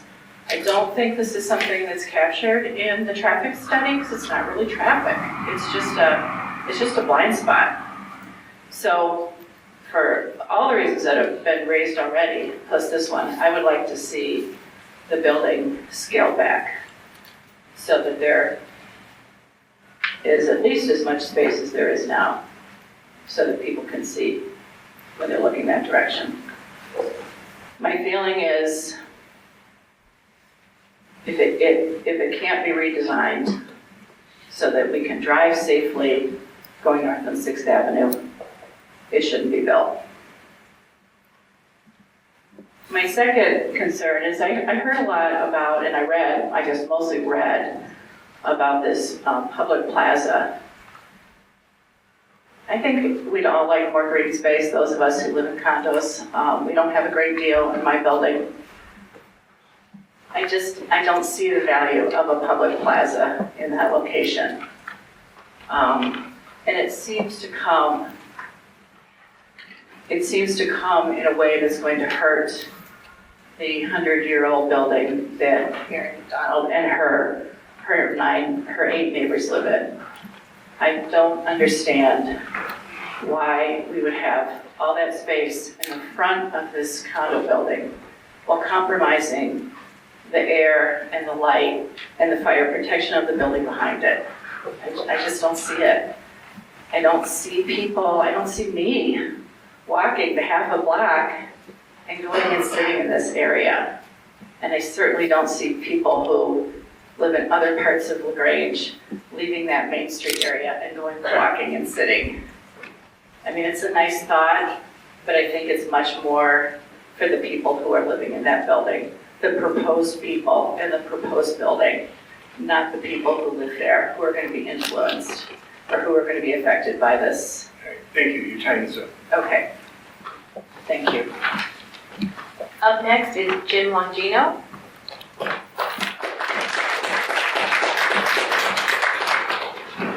After Jim will be Katie Gall. I'll try to be as brief as possible. My name is Jim Longino. I'm a resident here for 26 years. And I've been involved previously with the Main Street project as it was winding down, that we got this beautiful downtown. In the late 90s, I was part of an economic development committee with a Western Suburban Chamber of Commerce back in the early 2000s. I absolutely love Grange. I've been here many times trying to fight for good quality projects like the Grange Theater that we made sure that we preserved. I also want to, thank you as the commissioners and other volunteers who come here religiously every single week to hash out the details to make our community the great community that it is. I have some concerns on the development. Previously, before what I'm doing now as a career, I was involved in real estate, doing site acquisitions for a major Fortune 500 company, and also working with developers. I have concerns on this particular development, and I'm just going to list them real quick. Adaptive reuse. This building is actually written in the comprehensive plan that was created back in the mid-2000s. That I was one of the people that were participating in those strategy sessions for the residents. I'm concerned with the size, the scope, and the setback encroachments of this, what seems to be a monolithic development. There's a lot of these developments going on throughout the area. These are happening in Logan Square. They're happening in the downtown area. And they are trying to maximize the footprint. And I understand that. I understand that, they want to have a successful project. But this is a picture of a development that just happened in Downers Grove. This is known as the Burlington Station. It's comprised of 89 units. Now, it's not quite, the development that's being discussed here tonight is not quite as tall, but half of this development, you can see in the main downtown area that there is a mixed-use commercial property on Main Street, and the rest of this property wraps around it on Forest Avenue and then behind it. So, as an example, this particular property is about a 3-story building. And there's about 10, maybe 25 feet roughly between this and the large building. And I think it's important to understand when we talk about the site elevations, it's really hard to picture what this development is actually going to look like until it's actually built. So that's one of my concerns. I'm concerned about the rezoning itself. Private property rights are indeed important. The developer knew about this when they purchased the building. There are private property rights also of the existing residents who in good faith have maintained their properties and are currently planned to be severely impacted by this as it stands. If the concern is private property rights, what's to stop a developer coming in and deciding to construct a 10-story building if it's more profitable? If the zoning and planning rules used to preserve the character stops being affected, then what's to stop another planning committee that might not be as sophisticated in the future to completely dismantle what we fought so hard to make this village attractive? It's also what's to stop other property owners here. I know that Jerry Bergeon has taken great care of the beautiful historic buildings. I know that John Rod has taken great care of the Grange Theater. But if it's going to be more viable to start constructing large residential units because you can cash out, that doesn't serve us very well. Your 3 minutes are up. Thank you.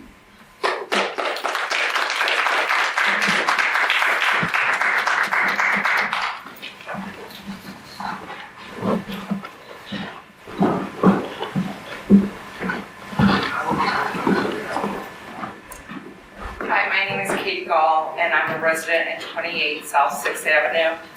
So I'm half block away from this proposed building. I moved to LaGrange in 2002.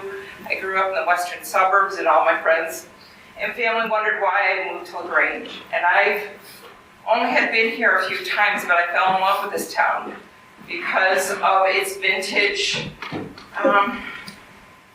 just the old buildings. And it's just where I wanted to make my home. And it really disturbs me that this new building, more modern building, is being built down the street. Why I wanted to speak tonight, Bree had already discussed, but I do have a real concern about the intersection of Burlington 6th Avenue. It is dangerous at this point to turn left onto that street. And when the building comes up to the corner, our visibility is going to be greatly reduced. I am a teacher.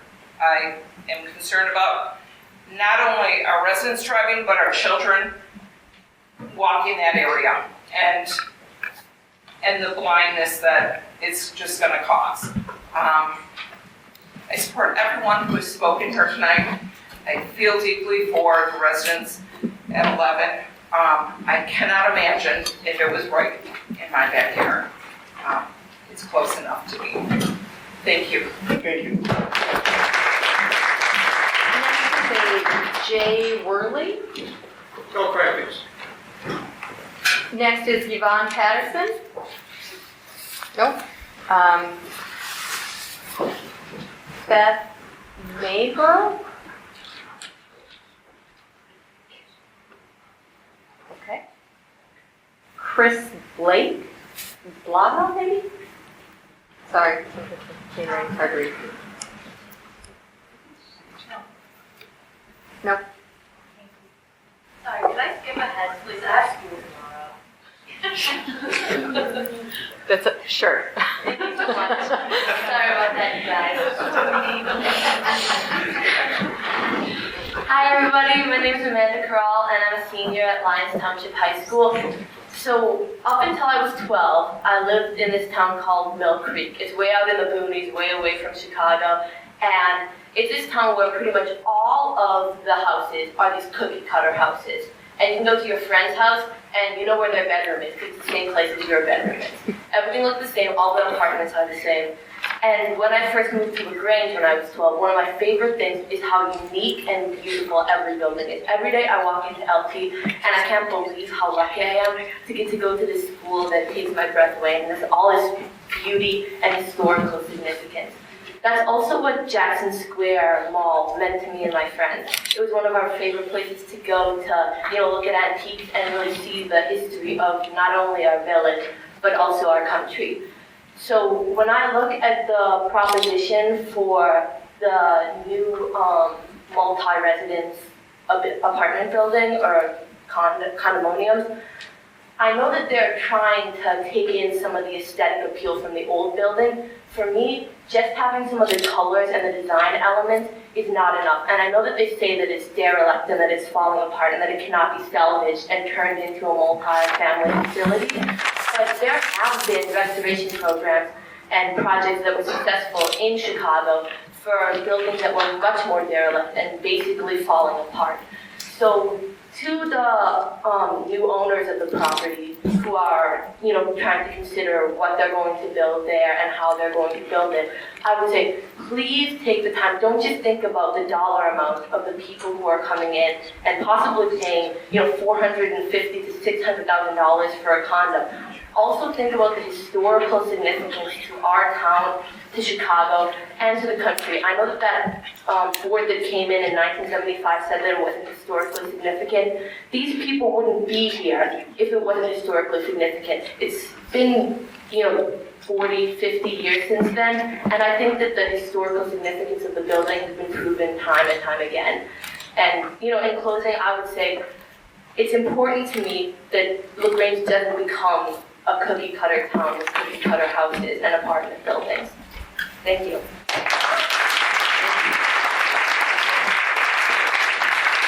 Next we have Mark T. from 212 South 7th Avenue.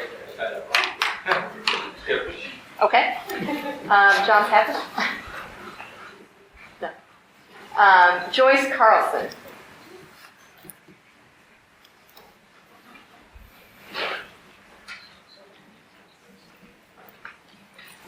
Hi. Originally, I just thought I was signing in. I didn't know I was signing in to make comments. So Could you speak into the microphone? Oh, I'm sorry. I said originally I signed in because I thought I was just signing in as being here, not to make comments. But as I sat here tonight, I did make a couple notes that I wanted to bring up.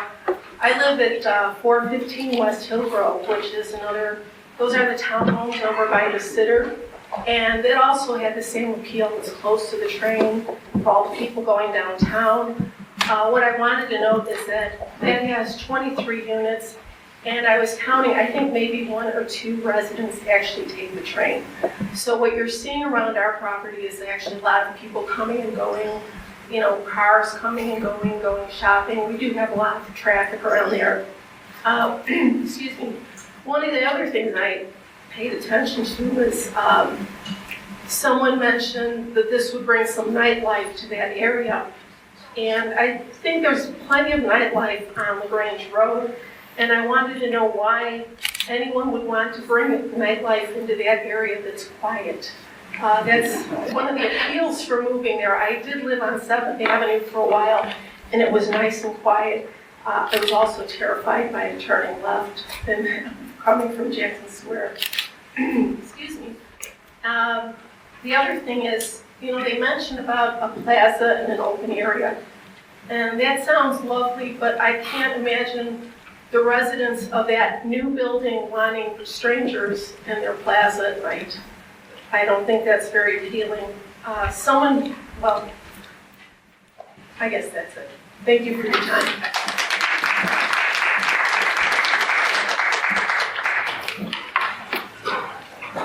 Matt Larson? Oh, did we see Carter? Okay, not here. Diane Connor. Catherine LaBelle. John Ernst.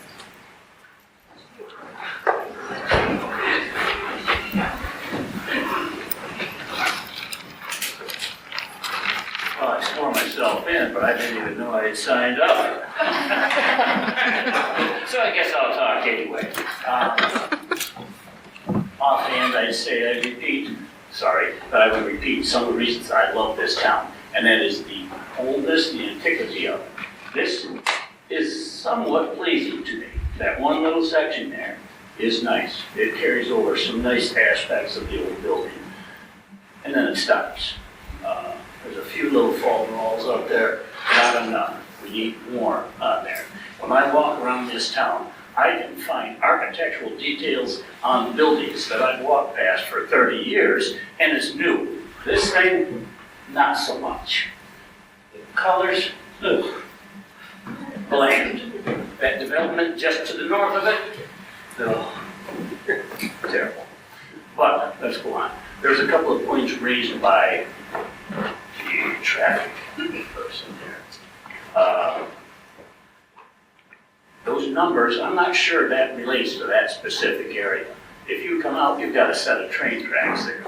Every bit of traffic is going to be funneled into 2 small directions or down our residential streets. I come back on Ogden Avenue from work, and I cut through there, but don't want to see a whole bunch more traffic there for myself or for anybody else that lives there. As far as the setback goes, if you're going to let these people do this, I want to build a bigger garage. I want to build my lot completely full. We've got rules for a specific reason. If we set the building back or closer to the north, there's recriminations about losing parking spots. I didn't see an elevation in here, but I thought I heard, and it seems, that the parking garage already extends to the lot line, and the building is set back from there. Set the building further back, keep the underground garage as long as it's underground. I think that's about it. In basic, no thanks. Thank you.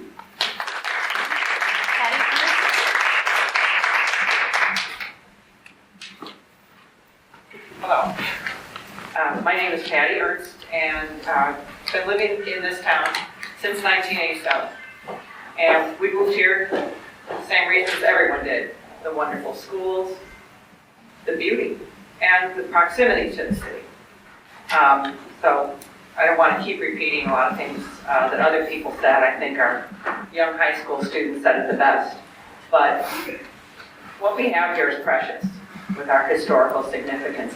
I don't want to turn into Oak Park. I don't care if it's a more urban development. I want us to be suburban. I like it when I get off that highway and I come home and I can breathe. And I don't see you're speaking as if it has to be 50 units, like it's a law or a rule. You know, I would like to see it be smaller. I would also, I don't believe it's that have you worked, I don't know if they have actually worked with the Illinois State Historical Society. They are very willing to provide services, and they have expertise in reuse. Maybe there's a portion that could be reused, and we can keep at least that historical feel.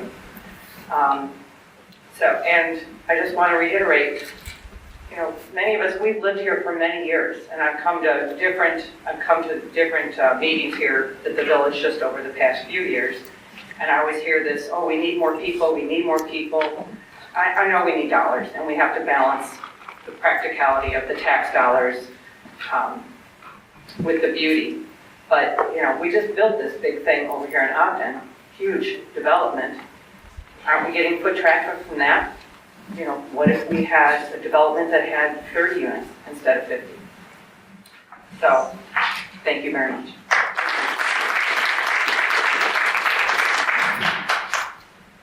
Lisa Sprang. Carrie Rollins.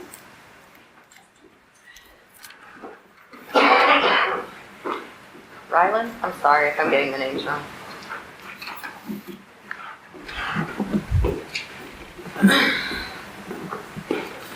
Hello. Beyond what everybody else said, my biggest concern, other than agreeing with them as far as when you go to make a left onto Burlington, I've seen several accidents there over the time, and it being that far out definitely is a hazard. But my biggest concern where I live on 75th is parking. I know they have parking spots, but for as many units as parking, I think that's going to be an issue, because I know from living there, I circle numerous times. I come home and there's no parking in the summer. I either have to be home before 5 when the permit is gonna kick out, or I have to come home at 10:30 at night because people are out eating that don't live in the town. So for me, I pay $110 a month for 2 parking spots while people get to park for free, and I just am concerned that if there is additional apartments or condos or whatever, and there's not enough parking, it's gonna overflow into my lot like it already does. And to me, that's a really big issue that I already deal with, so that's a big concern for me. Thank you. Thank you. Jim Peterson? Ann Peterson?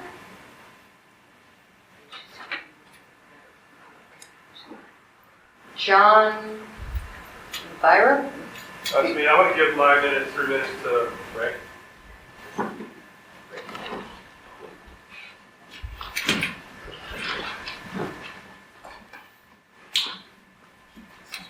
Again, I'll try to be brief. Obviously, this is a very important issue. It's a very important community. One of the things I wanted to mention was that there was a development that was put on to Kensington, Burlington, I would say about 15 years ago. Again, the numbers escape me how many units it was. It's probably close to 40, I'm going to say. You can correct me if I'm wrong. It is a brick building. It is very aesthetically pleasing. But if you notice, there's a large amount of space between the setbacks. There's actually a street that can get into the building. So you have these houses that are abutted against it. Unlike the condominium, it's only 10 feet. So that's a concern for me. And so that's my last piece on the setback. And as for the developers, I know that if you went into this building in good faith and looked at it, you knew immediately what that building could yield for you. I'm concerned that if you mentioned here that you went through a number of different processes to figure out what the best use is, well, if you were that concerned about the non-for-profit usage and trying to do adaptive reuse, the landmark committee actually, the preservation committee actually wrote a letter to this board saying, please consider their assistance. But what concerns me is that you went from being very protective of this property to putting the biggest property possible and going through all the variances. So let me just wrap up with The developers had a chance to resubmit their original plan, and there was pushback from the village. The compromise was to remove some of the zero setbacks. They didn't do all of that, and they did add a few architectural elements. This property conservatively will yield about $20 million in gross sales. And it's a considerable profit after expenses are taken out to the new owners. Is it unreasonable for the village in granting these large exceptions to demand that there is consideration for the asset that we have here as a community, and that the homes that our residents have painstakingly maintained and contributed to the community? It is not unreasonable, I believe, for this committee to demand that these developers look at adaptive reuse at best, and at a minimum scale back this project, which is to accommodate our community, which will still be wildly successful for them. I respectfully request on behalf of the neighbors here and as our community as a whole, that you as a planning committee vote down this iteration, have this developer in good faith work to adapt this current building, or at a minimum reconfigure the project by limiting its size, stories, and aesthetic facade and real setbacks to better complement our historic charm, and to rightfully address the enjoyment of the other property owners and their private property. Anything less, I fear, will impact our ability to preserve the progress we have worked so hard over the last 25 years to accomplish here. And that's what made LaGrange great for the last 140 years. And I'm proud to be a part of this community, and I want to continue supporting what we do here, but we have to consider everyone, not just certain properties and variances. Thank you. Bob Frederickson?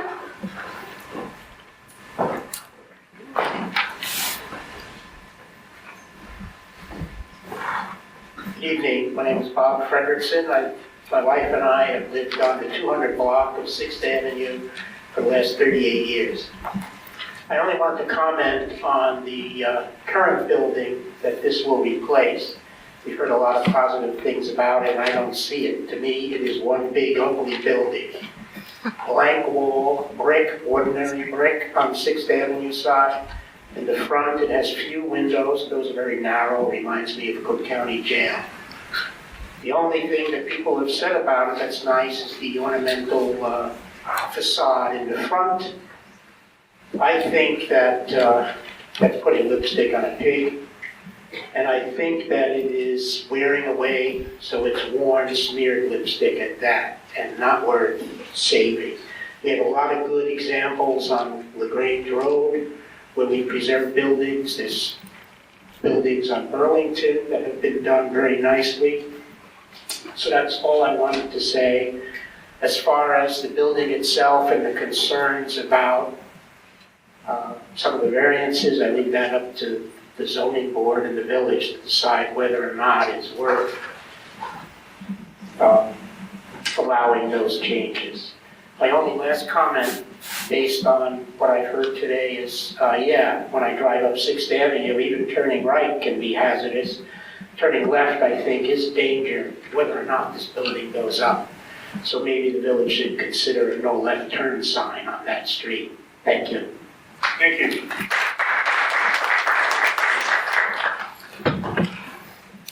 Mike Jones?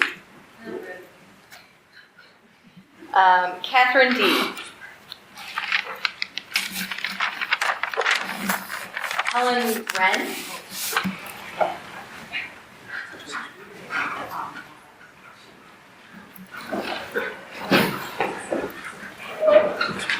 I think I signed up for the wrong one, but I'm Helen Rain and I live on the 200 block of South 6th. And so mainly 2 days a week I babysit for my daughter in Oak Park, and I have seen what goes up in Oak Park. And I'm sure that they've done plenty of traffic studies, et cetera, and it's a disaster when you're trying to go through traffic, getting kids to school. There's no parking, circling round and round, and so I just would really hate for LaGrange to end up in that same situation. I'm sorry, but I do feel like they're saying that they're doing this for the community, but I don't really get that. Like, what are we getting out of this as residents? As far as shops, the people that live in this thing, they're going to buy from Amazon just like everybody else. So I visit downtown LaGrange, we eat there a lot. So, I mean, I do love it, but I'm just saying I don't see really anything that the community is getting out of this. And even if tax dollars are going to these various places, it's not lowering our taxes. And we've been here since 1978. Thank you. Amanda Curl? Wait. Yeah. Victoria Franzese? Phil Fernaro? Beth Augustine? Okay, that's all I have on the sign-up sheet. Okay, thank you. Thank you for your comments. Appreciate it. Before we get started again, one thing, Chief Gay, I have a question for you.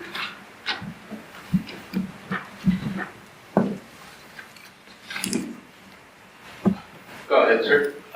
Looking at the south side of the building and the distance between that and the 1925 condo building, is there enough room for the fire department to get in there if they need to during a fire? Well, we're dealing with a completely sprinklered building. Access to the balconies, realistically, we're looking at 1 to 2 floors, even on 11 South, 1 to 2 floors with the ladders we carry. Initial attack is we're going to be interior, unless we have somebody hanging out the window that we see immediately, and then we'll adjust our tactics accordingly and get personnel to throw the ladders. Currently, there is enough space to throw the ladders to the first and second floor, absolutely. What about the third floor? Exactly. What about the Again, we would be interior. The ladder truck that we would position in front of that, because we do not have a ladder tall enough to get to the third floor window. Yeah. Okay. We would use a ladder truck. In that ladder truck, we position the turntable. We could get to the side of the building. Even now, we could not get to each window in that building the way it's currently configured on the property existing as it is today. And that's not uncommon in a number of buildings and a number of residences in our town. Okay, thank you. All right, back to commissioners' questions for the applicant.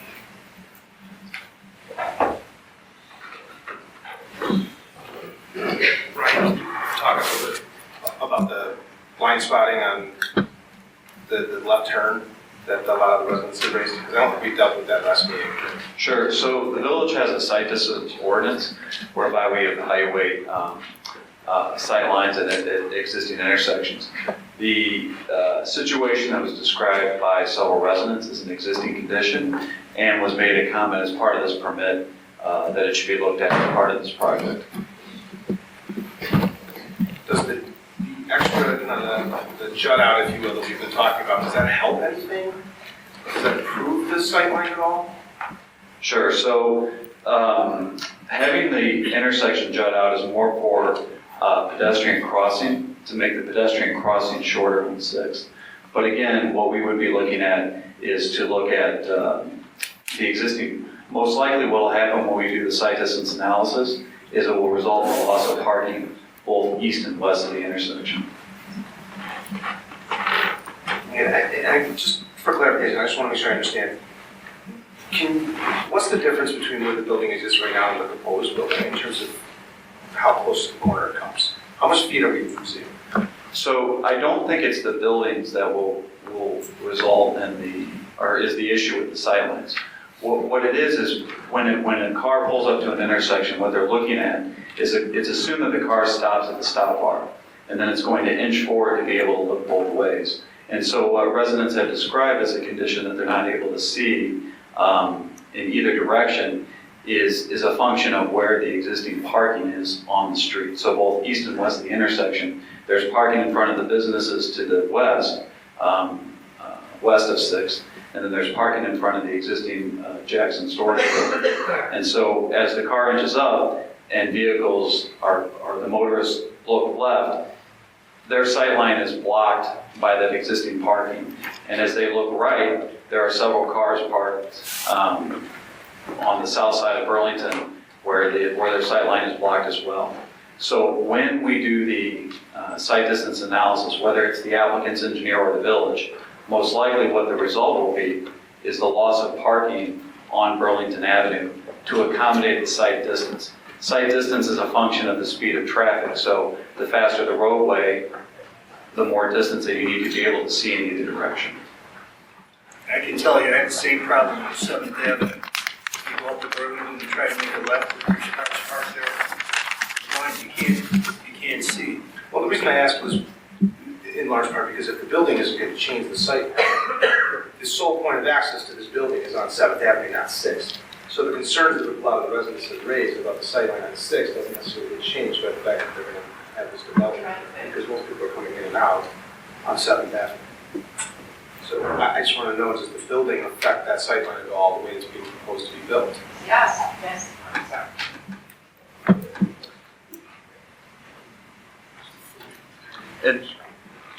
And looking at the preliminary design, it's not the corner of the building that would block sightlines on Burlington Avenue. It is the existing vehicles that are parked on Burlington that block the sightline. So it's not the corner of the building, because what is assumed is the car pulls up to the stop bar. They look in both directions, they inch forward a certain distance, and then look in both directions. And it's actually the parked cars that are blocking the line of sight to be able to see oncoming traffic, either westbound or eastbound. So as part of this application, what's being, I guess, considered for parking along Burlington? Is it one of the recommendations that parking not be allowed on the west side of Burlington, either to the north or south? Sure. So our recommendation as part of the permit, and I think it was in our original memorandum, was that a site distance analysis be performed consistent with the village's site distance ordinance. And so that analysis has yet to be done. But again, as I said earlier, it's an existing condition, and I think that from this discussion, we'll be planning to perform that analysis, whether this project moves forward or not.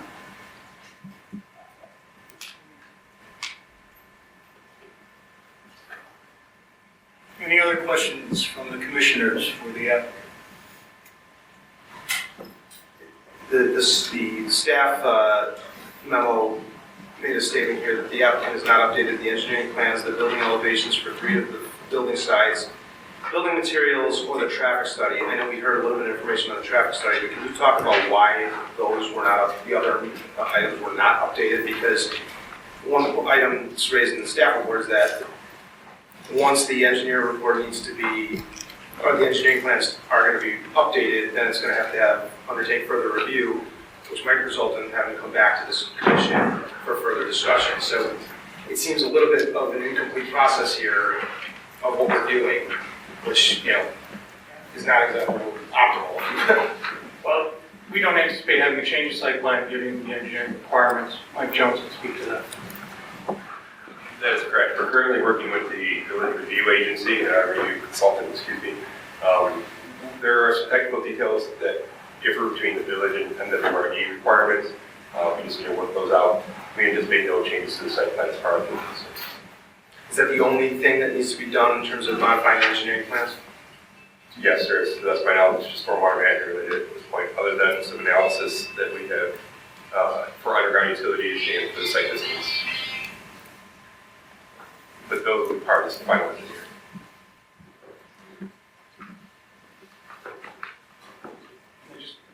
Also, want to emphasize we are agreeing to change this curb cut or this bump out here, again, to accommodate and fix what's the problem at that corner.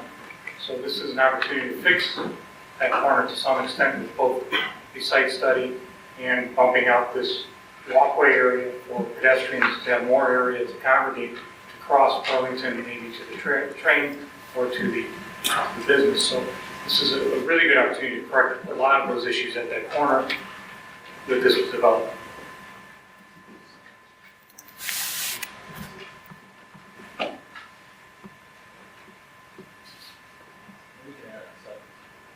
Any other questions from the commissioners for the applicant? I think during the public comment, we heard concern about demolition plan, possible asbestos and other debris? What study has been done on the structural integrity of the, if any, of the building to the south? Well, the immediate building to the south is the Falloon Kenny building, which is that residential unit. So, Right, yeah, I'm talking about the condo. yeah, the multifamily, to this, obviously, we do all that is engineeringly required to prevent any caving or anything of that nature. The building itself that exists, the Jackson Storage Building is the one that has the asbestos. We would clearly have to clean that up, improve that. There's been some discussion about the rehabilitation or the reuse of, repurpose of that building.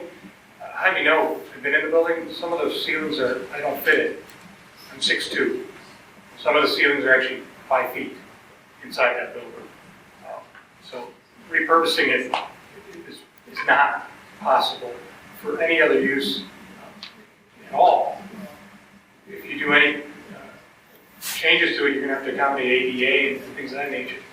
You have to tear this building down to do it. In addition, it's all zoned from C1. So as the village staff has indicated, C1 allows development to the property line.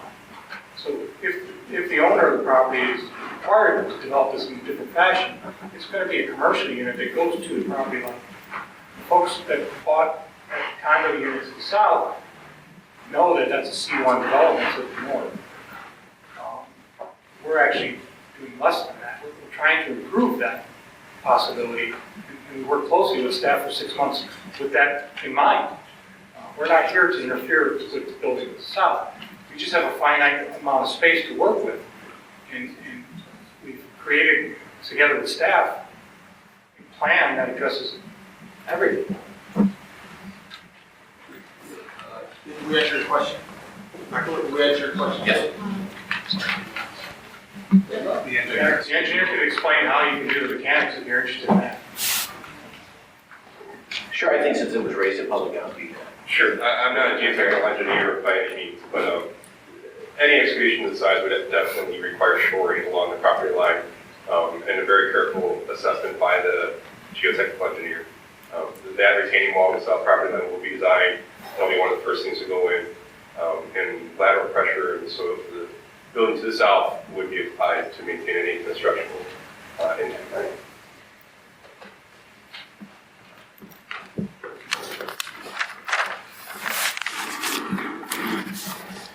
And just out of curiosity, if the project was approved and you built it and there was some damage to the condominium building to the south, is that a normal thing to have insurance to cover anything like that? Yeah. Well, any accidents on site, any damage on site has to be covered. Any other questions? If you were to build an R8 residential building to code, how many units would you be able to have? So with the proper setbacks, with the height requirements? Without the plaza? Sure. It's hard to predict because, again, we're trying to do self-contained parking, and we can't excavate necessarily underneath the plaza for the parking. So it's hard to say because this is it's a confluence of many factors, as the architect pointed out. It's sufficient parking, yet there's so many parking spots per code for residential units. So that math has to go into the equation. I don't know what the answer to that is. It certainly wouldn't be this development as it stands. So would you say then that the way that this conceptualized from the beginning was actually let's start with this, rather than let's start with what did comply with the code and then say, oh, you know what, if we bumped it out here, that would actually make it more aesthetically pleasing, or I could add another unit. You actually started with the largest. No, we started with what would work in this particular, you gotta remember, it's a unique piece of land, it's not perfect. We have this kind of section, this triangle here, and let's go back to the topography. That'll give you an idea. Oh, I can't do it on this one. Yeah, we're on Yeah. So, if you recall, Jackson Storage Building is here, and then it goes over here like this. Ballooning Kenny building is here, and this is a parking lot. So to create the puzzle, created this as a buildable space. So are we trying to maximize the amount of residences? Is that what you're asking? I'm asking, did you conceptualize meeting all of the code requirements with the setbacks and then maybe expand your plan based upon, what you thought might work with the aesthetically pleasing or create the desired number of units? Was there any attempts to meet the code requirements? The C1 code requirements? R8? No, because again, we sat with staff and we had a different plan than this. Staff asked us to change a lot of what we proposed in the beginning stages. This has been 6 months in the making. Again, it's trying to maximize the space, having the less severe impact that we can on the neighbors. Again, a commercial building like Bagnell goes to the property lines. I don't think the developer wants to do that, but is it going to be a warehouse eventually? Maybe, because the current use of the building just can't survive. It's frankly a mess. So it's going to be developed some way. We came to the village with this concept of being a residential unit. So Bernardo, so the main structure of what we did here is our goal was, yes, to maximize units. And the reason we did that, it's not necessarily, it's obviously to make a profit on the building. Why would we be doing this if we're not trying to make a profit, right? But it still is this whole subject matter of why we want more residents in this community. I have been more and more involved in this community than most people. I have been involved in the business. I eat here. I don't shop at Amazon. I shop at all the local stores. I also go to see Hortons and all the other small shops. I represent the people in the community. What is really critical here is watching our storefronts dissipate, okay? And watching the vacancies and watching Francesca's disappear and seeing everybody cannibalize each of the restaurants, going to location after location, and seeing how this goes. I frequent every single day some actual, what? So do we. Okay. I spend my time talking to the business owners. I know almost every business owner in town. And what each of them tells me is if we do not have more density, we will start seeing more vacancy. As you've noticed, and I'm not going to get political, but the property taxes are becoming very, very excessive in this town and in Cook County, and we're on the border. So the main point that I want to project is that I love this community. I truly do. I'm a business owner, I'm a property owner, and I'm a supporter of the community at every single level. And if we do not get more density, and I know there's been a lot of studies done in this town about what is required, the more density we can get, the better. So at this point in time, this particular project shows us something that can be done to maximize density to support our community. And that is, in my mind, if that doesn't happen, if we do not have the density, if we do not have the shoppers and the eaters and all the guests that come to eat at that location, okay, at these locations and shop at these locations, then our property values will go down. And then that will be a bigger problem, because I've seen it before. We represented all debtors during the downturn, and we know what happens on the shift. So that's all I'm saying. My team has presented this in the best way possible. If we reduce density, the project may not get built. If we keep the density, it is 100% certain that it will be built, and that we have this very, very functional, beautiful building in our downtown. Let's do 10 stories. No, I wouldn't say we should do 10 stories. We were consistent with all of the other buildings that were built in this area. We didn't ask for additional density up. We capitalized only on the height that's consistent with what this planning commission has approved on a consistent basis at 40 South Ashland. Actually, some of the other buildings, Opus, all these buildings were structured for the purpose of this height. So we absolutely did not try to go higher. We would never ever even request it. And to answer your question, Trustee Egan, we went through a lot of different versions of this to get to the point where we're at now. This wasn't just something that we rolled off. So thank you.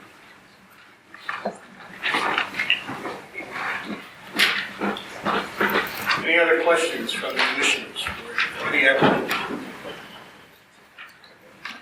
Just as a follow-up to what Commissioner Egan kind of was starting to get at is the other iterations of the plan, and I appreciate the comments about, the idea of wanting to, create more residents for the downtown area. I think we're all supportive of the downtown businesses, and the problem that we have here is, again, we all operate within the code that we have, and asking for, more and more and more variances is hard. It gets harder and harder. We have a village board that has continuously said that, building coverage is not something they're prepared to grant variances on. So the question again becomes, is there a way to stay somewhat consistent with the density you have by bringing in the size of the building? Not to accommodate the parking requirements. So see, that's the problem that we have when we do these developments, is everyone barks about parking. You have to have your self-contained parking. There's no parking in Grange. You can't have parking on the street. You can't have parking in a lot in this development. So to accommodate 80 spots of parking, given the topography of this land, this is how it has to be built. You're either saying yes or no to the development, frankly, because you can't build it otherwise. I can't put a parking lot in here. I have to have 80 spots underground. I have to have so much square footage to put 80 spots underground. If you start shrinking that building, I lose the parking underground. You start shrinking the building, I can't even have a 30-foot distance between the entry door to a unit and the existing wall, which is standard in these types of size of condos. So I can't even have maybe 2 units in the hallway if we start shrinking the building. And then that's the domino effect we spoke about earlier. So the way it's built, meaning this bottom tucked in and raised up, a 10-foot gap created between the property line and the residences, is accommodating all of those things that these folks are concerned about. There's 15.5 feet between the residents of this building and the neighboring building to the south on 6th Avenue. 15.5 feet. That's far. That's not small. We showed it on a depiction. These are all of the accommodations that we made with village staff to reach this picture. And there really isn't much more that we can do without jeopardizing the parking. That doesn't then meet the code. Then the village doesn't want us having parking on the street. So that's why it's created the way it's created. It's the most efficient use of space that we could find with this property. And it's the highest and best use. You don't want a commercial unit in this space. You don't want a warehouse, property line to property line, sitting in this space. You have a unique opportunity to create a landmark building on the east side of Grange that will draw not only wealthy individuals to buy the units, but also to shop and travel and do the downtown Grange thing. You're not going to have this opportunity in another spot in this town. You're not going to have it.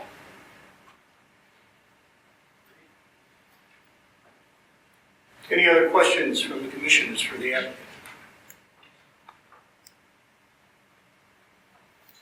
Having heard none, I'd like to go on to discussion among the commissioners of what you think of the project.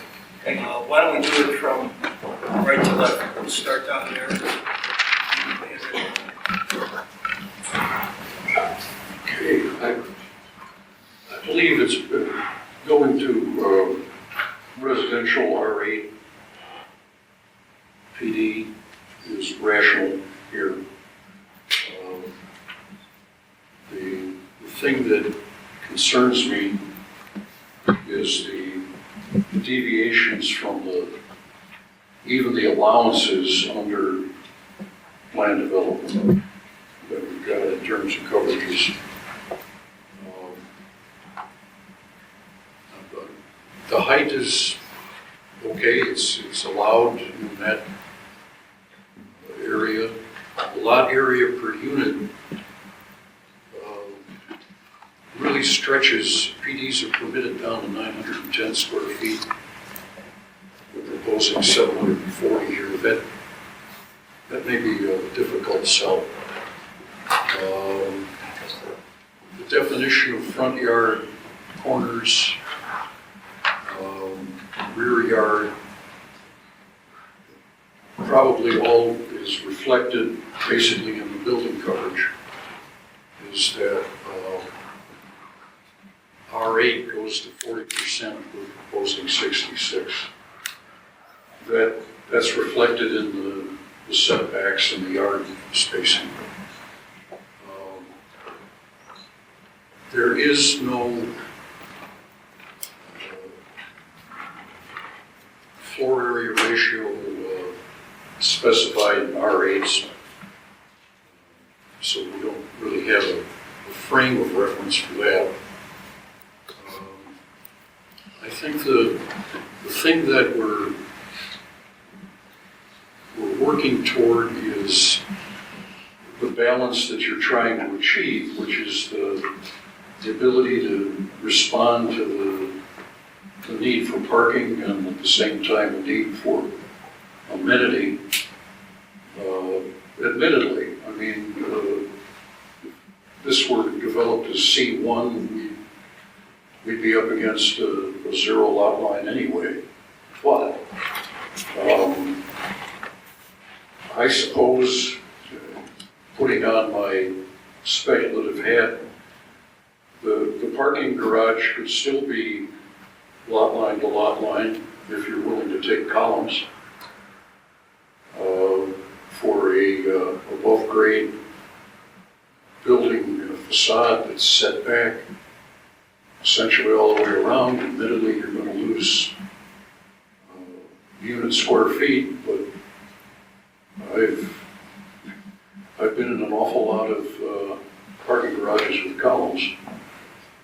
You're going to have them anyway, I think.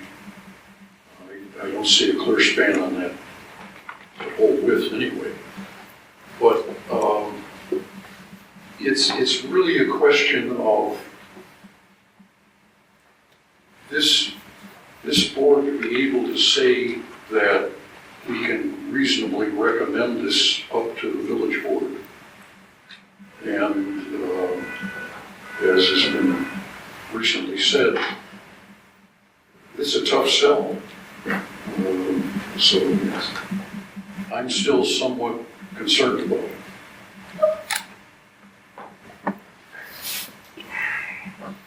I want to reiterate that I like the project a lot. I like the idea of having this building in this area. I like the aesthetic look of it. I like the open courtyard. I like a lot of things, but unfortunately we can't have everything we like in all circumstances. That's why we're here. That's why we're analyzing the standards we have.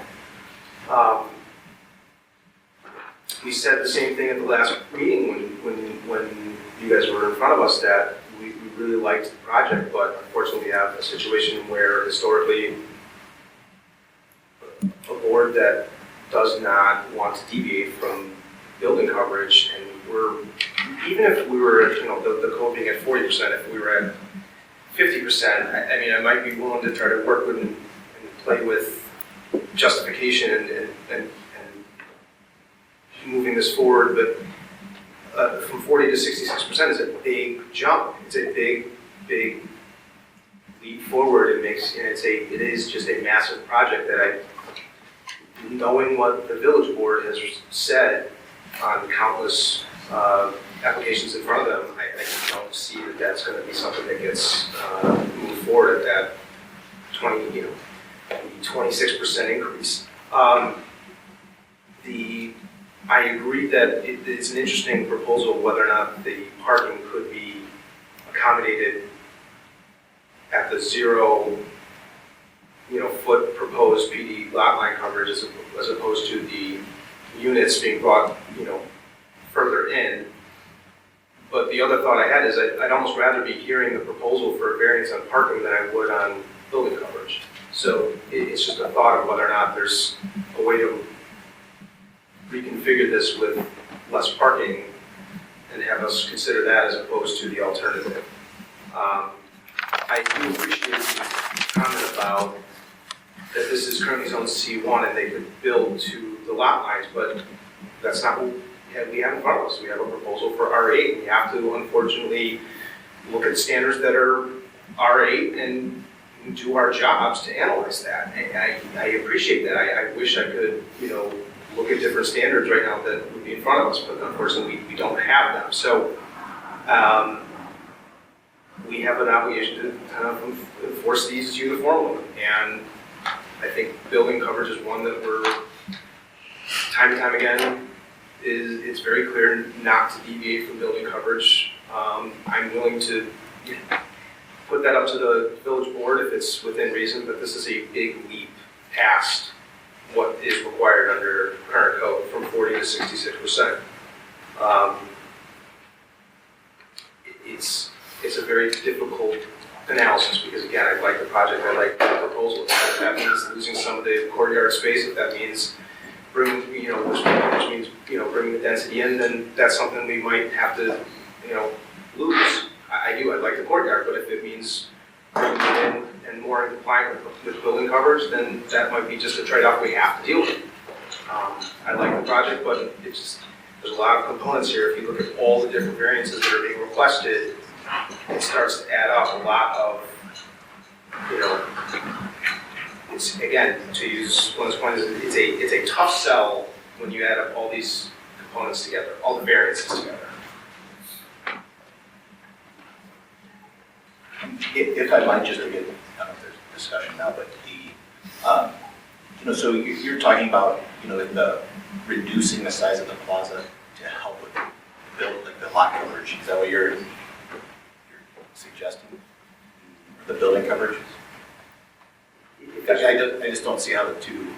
If there's a way to offset some of the loss of building, like the plaza somehow, especially if you're talking about 4 stories up, so not that achievable. I don't know if it is. I mean, that's where the architects would have to play with the numbers to see if it's achievable. And then, so understandably, so the other thing I think we're grappling with here is this property, I think, was looked at as a C1,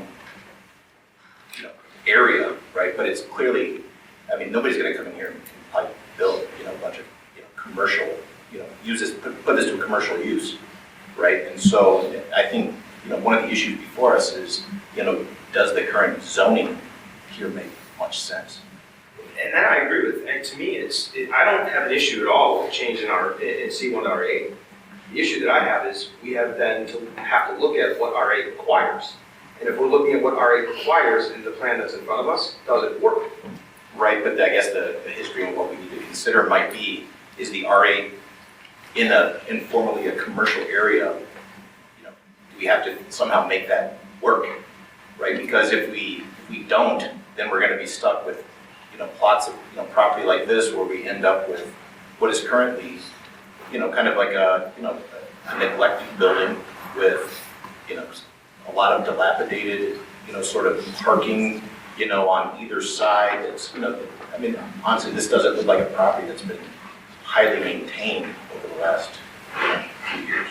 And so, now we're stuck in a situation where we, don't allow a development of this that might make some sense, and instead we're stuck with a building that maybe continues to suffer some neglect and just have some kind of like random parking for, I don't even know what's parked on that, right, to the right here on the map. It's just, I don't know that it's like a very productive use of this property. And I think one of the jobs of the Plan Commission is to try to create a productive use of this property. Right? But that assumes that this is the only plan that works. There is a lot of different alternatives in any digital development. So I guess my point is that we're looking at this plan in particular. We've all seen countless, not countless, but many developments in our downtown area that are close to, I mean, look at the project at Ashland, look at there are smaller developments that have been put, in front of this board, in front of the village board. So I guess what I'm hearing is we should look at this and determine whether or not that all makes sense. I agree with you, because actually, again, I like the idea of a residential project in this site. The question is this project that right project? And whether or not modifications to this project make sense to allow the developer to do what makes sense for the developer to still obviously make money and be profitable, but also work with what we think makes sense, consistent with, our village and what aesthetically it's gonna look like.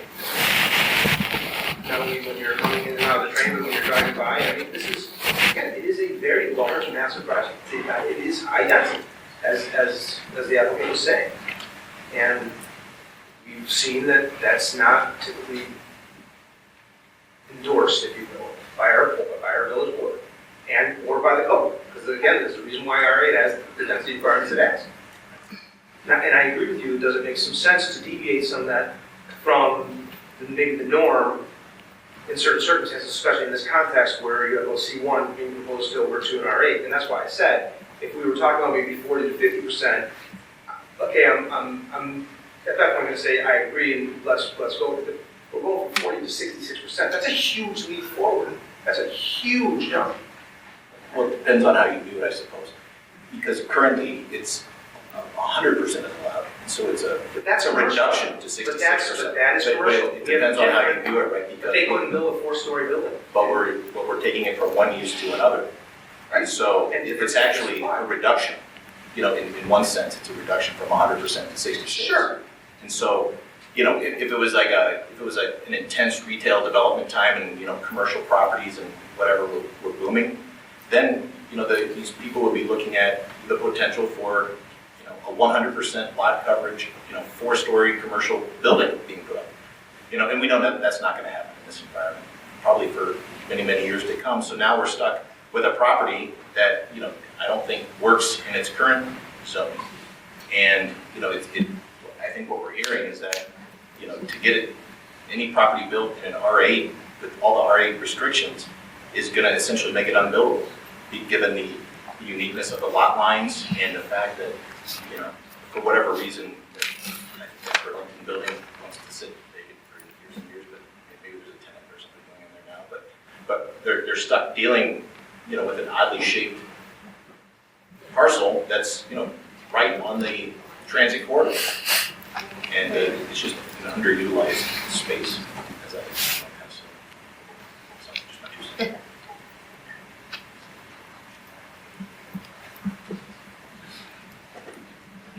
I like the banter, that was very good. You think we were lawyers. My take on this project is I like it. It's got its problems, but I do like it. It's good for the community. Yeah, it doesn't fit all the lot lines and stuff, that's for sure. I'm not sure what we do about that, if we just forgive it. Not really sure. If I were to have my guess, as is, it wouldn't probably go much farther, even though I like it. You probably wouldn't make it to the end line that you're looking for. Just thinking what commissioners here say and what I see sometimes what the board does and recognizes. I appreciate that you have adjusted the plan from our last meeting, and that was a big help already. I don't know, my 2 cents is you may want to take a look at it again, because I don't think you have the votes. So I do agree, I like the plan as well, I think that this is a good use for this space. But as I said at the last meeting, the building is too massive. So first of all, as it relates to a text amendment, I just want to state I wouldn't agree to a text amendment that is going to modify going forward anyone who's applying for a planned development to reduce the, what is it that they're trying to reduce, the Minimum lot area agreement. yeah. So, I wouldn't agree to a text amendment that modified the text, or the zoning code. As it relates to the R8, I do think that it fits within the comprehensive plan and to have it as an R8. I respectfully disagree with Commissioner Schwartz. I think that once it is rezoned as an R8, it needs to meet those standards. Because if we don't, and we make all kinds of exceptions for an R8, the next person applying for an R8 permit is going to say, well, but this property was zoned this, and we wanted to change it to R8, so we should get all these special exceptions because you gave it to the last project. So I think once it's zoned R8, those are the parameters that you have to work within. As it relates to the design, I like the design and its attempt to capture some of the old building, because I know there are a lot of residents that really like the character of that old building. And so I think that's important to maintain that. But I'd like to see it continue to run the building. There's, a lot of people live on the south side of that building, and I think it's important to have them share the beauty that's incorporated on the Burlington side and the plaza. I also would not, I have to think this through though, be opposed to the underground parking being at the 0 lot line. If there was some way, first of all, that the building itself, the residential units were set back far enough, and there was some way to screen the south lot line, specifically on 6th, with some kind of greenery. So, big planters or whatever they would be that would actually have substantial plantings, similar to what's required in an R8. Maybe not the 10 feet or whatever is required, but something that would screen them rather than just the solid wall that divides them. Those are my thoughts. And I think I've already shared, most of my thoughts. I actually like the design of the building, and I think it's a pretty good use, but I'm not unsympathetic to the concerns I think that have been expressed. Like, it's an R8 area, and, how do we draw the line between what is allowed in this R8 versus what is allowed in the next one where somebody does it? But I think, one of the things I think we need to do is figure out how to address properties like this that are in, a C1 district where it's being, it needs to transition to something that is C1-like, but with R8, like some of the R8 criteria. I don't know if it's a hybrid zoning sort of, use or what it might be, but I feel like, I don't think this is the last time we're going to see this question come, right? Because clearly the demand for truly commercial space and, like a big parcel is way up at this point. So I also like the design of the building. I like the setback you did on 6th. The thing is, building coverage. We could approve it right now. You go up to the village board, and they would guarantee you they disapprove it because of building coverage. We just finished another PD. We approved it, we sent it up to the village board. We thought we had the building coverage where it should be. The village board did not agree. They said it was too big, and they sent them back to the drawing board. Now, we could approve this tonight, send you up to the village board, but guess what? They're going to send you back to the drawing board. So, my question to you, would you like to take this back and look at it one more time, see what you can do, get us something that's closer to what's code, and then we would probably approve it and send it up to the village board. But as it stands now, the village board is very hard on building coverage. We're going to quickly consult with the engineer to see if that's even feasible. Because again, we have these parking requirements, we have depth of the units. This lot, if it's going to be R8, this is what you're going to get from the next development.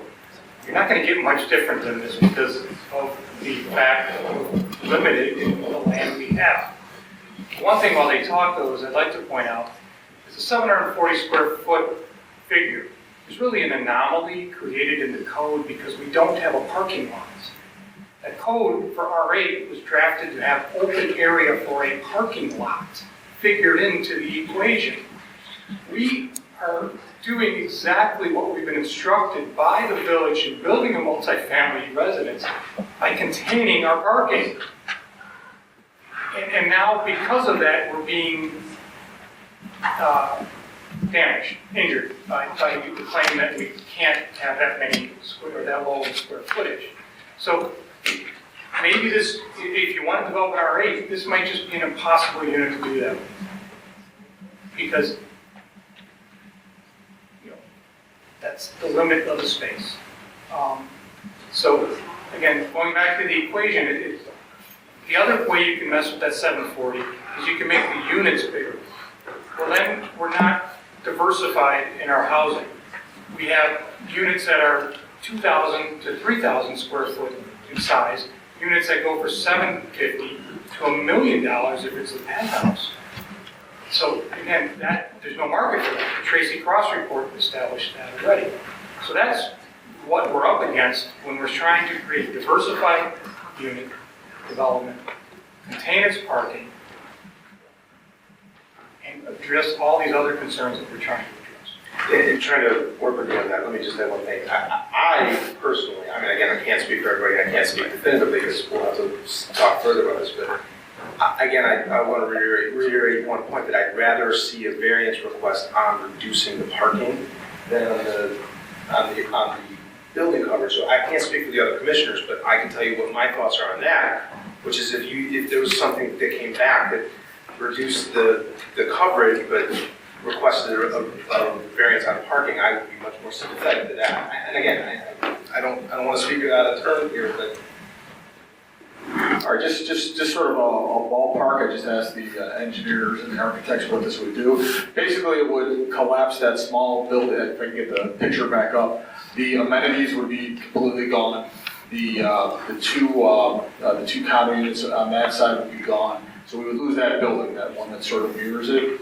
We get it back up, we'll show. And we lose 8 additional units, so it's probably going to lose about 10 units. And at 40, you know, and maybe more, the parking will drop dramatically, and then the project is completely not viable. There's no way we hit 740 for this project, or 910, I'm sorry, for the project. There have to be some variance. Now, if the issue is that we will never ever grant a variance off of the 910, or a text amendment off the 910, this particular product is unique because of the site. The site, it makes it a difficult site to work on, mainly because of the drop in grade. So we have a tremendous opportunity to capitalize on parking from 7 to 6 because it drops in grade and get a product there. So I'm telling you right now, I mean, you tell me that the board's not going to approve it. I don't know. The product itself is different than any other product that you're going to see in the village of LaGrange. So if we're going to lose the amenity, lose the plaza, then it's not a unique project anymore, and it really doesn't make sense. We have to try to figure something else out. So if we're stuck, and Commissioner Swartz hit it right in the head, this is a problem. I mean, I'm never going to build a commercial building in LaGrange with the taxes as they are. It's not possible. People would get killed. I mean, it's happening all over, you know, and the 6Bs are going away now. There's that whole new thing that came out in the 6B legislation. It's getting to be very, very difficult to build commercial in the city and in the county. So that being said, I mean, if you send us back to the drawing board, I have no idea what we're going to do. You know, we're not going to hit 740. Based on just this preliminary thing. I mean, I'm sorry, I apologize. We're not going to hit 910. It's not possible without eliminating this structure entirely, okay? And then this thing, if we're pushing this back and we lose parking, we can't move the building this way. It's unique. How many parcels, if you go to a PUD, how many parcels do you think fit this dynamic in the village of LaGrange? I can't visualize any that look like this. I mean, if you could find one, I mean, maybe Bluff and Elm, you know, it's been sitting there for, I did the zoning on Bluff and Elm in 2004. Okay, that parcel's still sitting for all these years. Okay, it's now 2019. I got all of those condos approved back then. All right, now we get unique piece. I don't know any other locations where you're going to develop this way. At the Cornerstone, I mean, when I look at this, I can't believe when people are coming in from the suburbs or out from the city and they see this building, it's beautiful. I just can't comprehend how else we develop this in any other way based on the loss of those units. So you want to take us, you know, you want to make us, you know, we lose the vote and we go to the board, we lose again, and then we go to the drawing board, or I'm telling you right now what the visual looks like. It's not a unique building anymore. It's a square. Okay, so I just want to know, you have that perspective when you make your decision. So I don't know what we're going to accomplish by extending it another month for sure. So But I'll talk to my group to ask them, you know, we'll go take a caucus if that's acceptable to the board and talk about it, but that's sort of where we're at. Well, from what I hear from the other commissioners, I don't see that you have the votes to pass tonight. And we could take a vote and, you know, turn it down, and then you can go to the board with it. But I pretty much know what's gonna happen on the board. But let's put it in perspective then. What are you gonna, would you like a project? I mean, would you like a project without that, can we put our picture of our building in? Would you like a project without that front building? What do you mean without? I'm gonna show you, that'll be easier to show.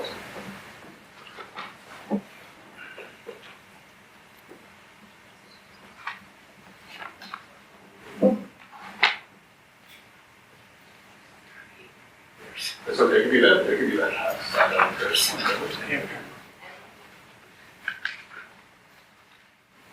Can I ask a question while he's looking at the board? Why does it need to be a text amendment to the zoning code? Why can't it just be an application for a variance? Because with the square footage, we go from 910, which is within the permissible level of what you guys can approve as a board, and what recommend to the board to approve. We dropped to 740 feet because of the dynamic of the project. So normally, under normal circumstances, there's a parking lot, at-grade parking lot that's outside, okay? So, if you go to the But my specific question is regarding the procedure. Why does it need to be an amendment to the zoning? Oh, I understand, I'm sorry. Why can't it just be an application for a variance? Yeah, because it doesn't fit within those parameters. It's within a PUD, but the R8 only allows certain flexibility, and that's the mechanism that council and I agree with council that that's the mechanism with in which to handle this particular request. And as part of the PUD, every municipality, been in front of, in 22 years, been in front of every single municipality in the western suburbs. And the key is that everyone has their process that's different, and your particular process requires this to be a text amendment. So, looking at the perspective, hopefully you can hear it, this particular building then has to leave. We have to try to fit within the 910, right? Go crazy, 910 square feet by eliminating this particular building, okay? This goes, then perhaps we have to get rid of the plaza, so to speak, and move it and collapse probably, I think, what do you say, 2 towers? How many, about 2 or 3? We'll do about 8. 8 in the middle, 2 here, and the amenities. Then we get closer, but then we don't have this. Then we just have this. And we have a smaller plaza because we have to move it. You know, again, I don't know if that's what you want. And I don't want to go back to the drawing board. If that's not what you want, I can't accomplish it. If this is what you want, this is how I have to accomplish it. So again, if you want a sliding scale as it relates to parking, I think the most valuable piece, and I respectfully disagree with you, Commissioner, as it relates to parking, it is the most, on a daily basis, all I hear about is parking. Every single day of my life, I hear about Grange parking issues. I always find a place to park. Every single day, I never have a problem, because what can I find? But for whatever reason in this town, people don't even want to use the valet parking system that we provide complimentary. Everybody is concerned they want to be right in front of the restaurants and stuff. We contain it. So I think it's the most important thing in this development. And there's no other development that can have this much parking. 83 parking. And when we changed it, just for purposes of perspective now, when we changed it from the 6 feet, we lost 2 parking spaces. Okay? When we moved it back an additional 6 feet on 6th Avenue, 6 feet we moved it? 9 feet, we moved it 9 feet, we lost 2 parking. So it's a sliding scale, as Vince said. So every time we change that structure, we lose parking. So those are the 2 critical pieces here. So I don't know what drawing board I go back to. Do you like this? If you do, most of you said you did, but how do I do it without wrecking that beautiful building in front? Originally, we didn't have it, but I think that, I can't remember, Charity, I talked to Andre about it, or whoever it was originally, that we were afraid to put that one in because everyone loved that building. Our first design didn't have that building in it, but it was almost like, oh, that's the coolest part of the project. Everybody I talked to informally said they love that. Okay, and if you don't like it, okay, we'll take it out. Then we don't have amenities. Then we'll square it off and and be closer, but we won't hit that magic number without hurting parking as well. So tell me, I'm very, very interested in some other alternatives here. I've exhausted my staff time, we talked about it for 6 months very significantly. I don't know what else to do. Does staff have more options? Do you have more options? Tell me, and I'm glad to take it back.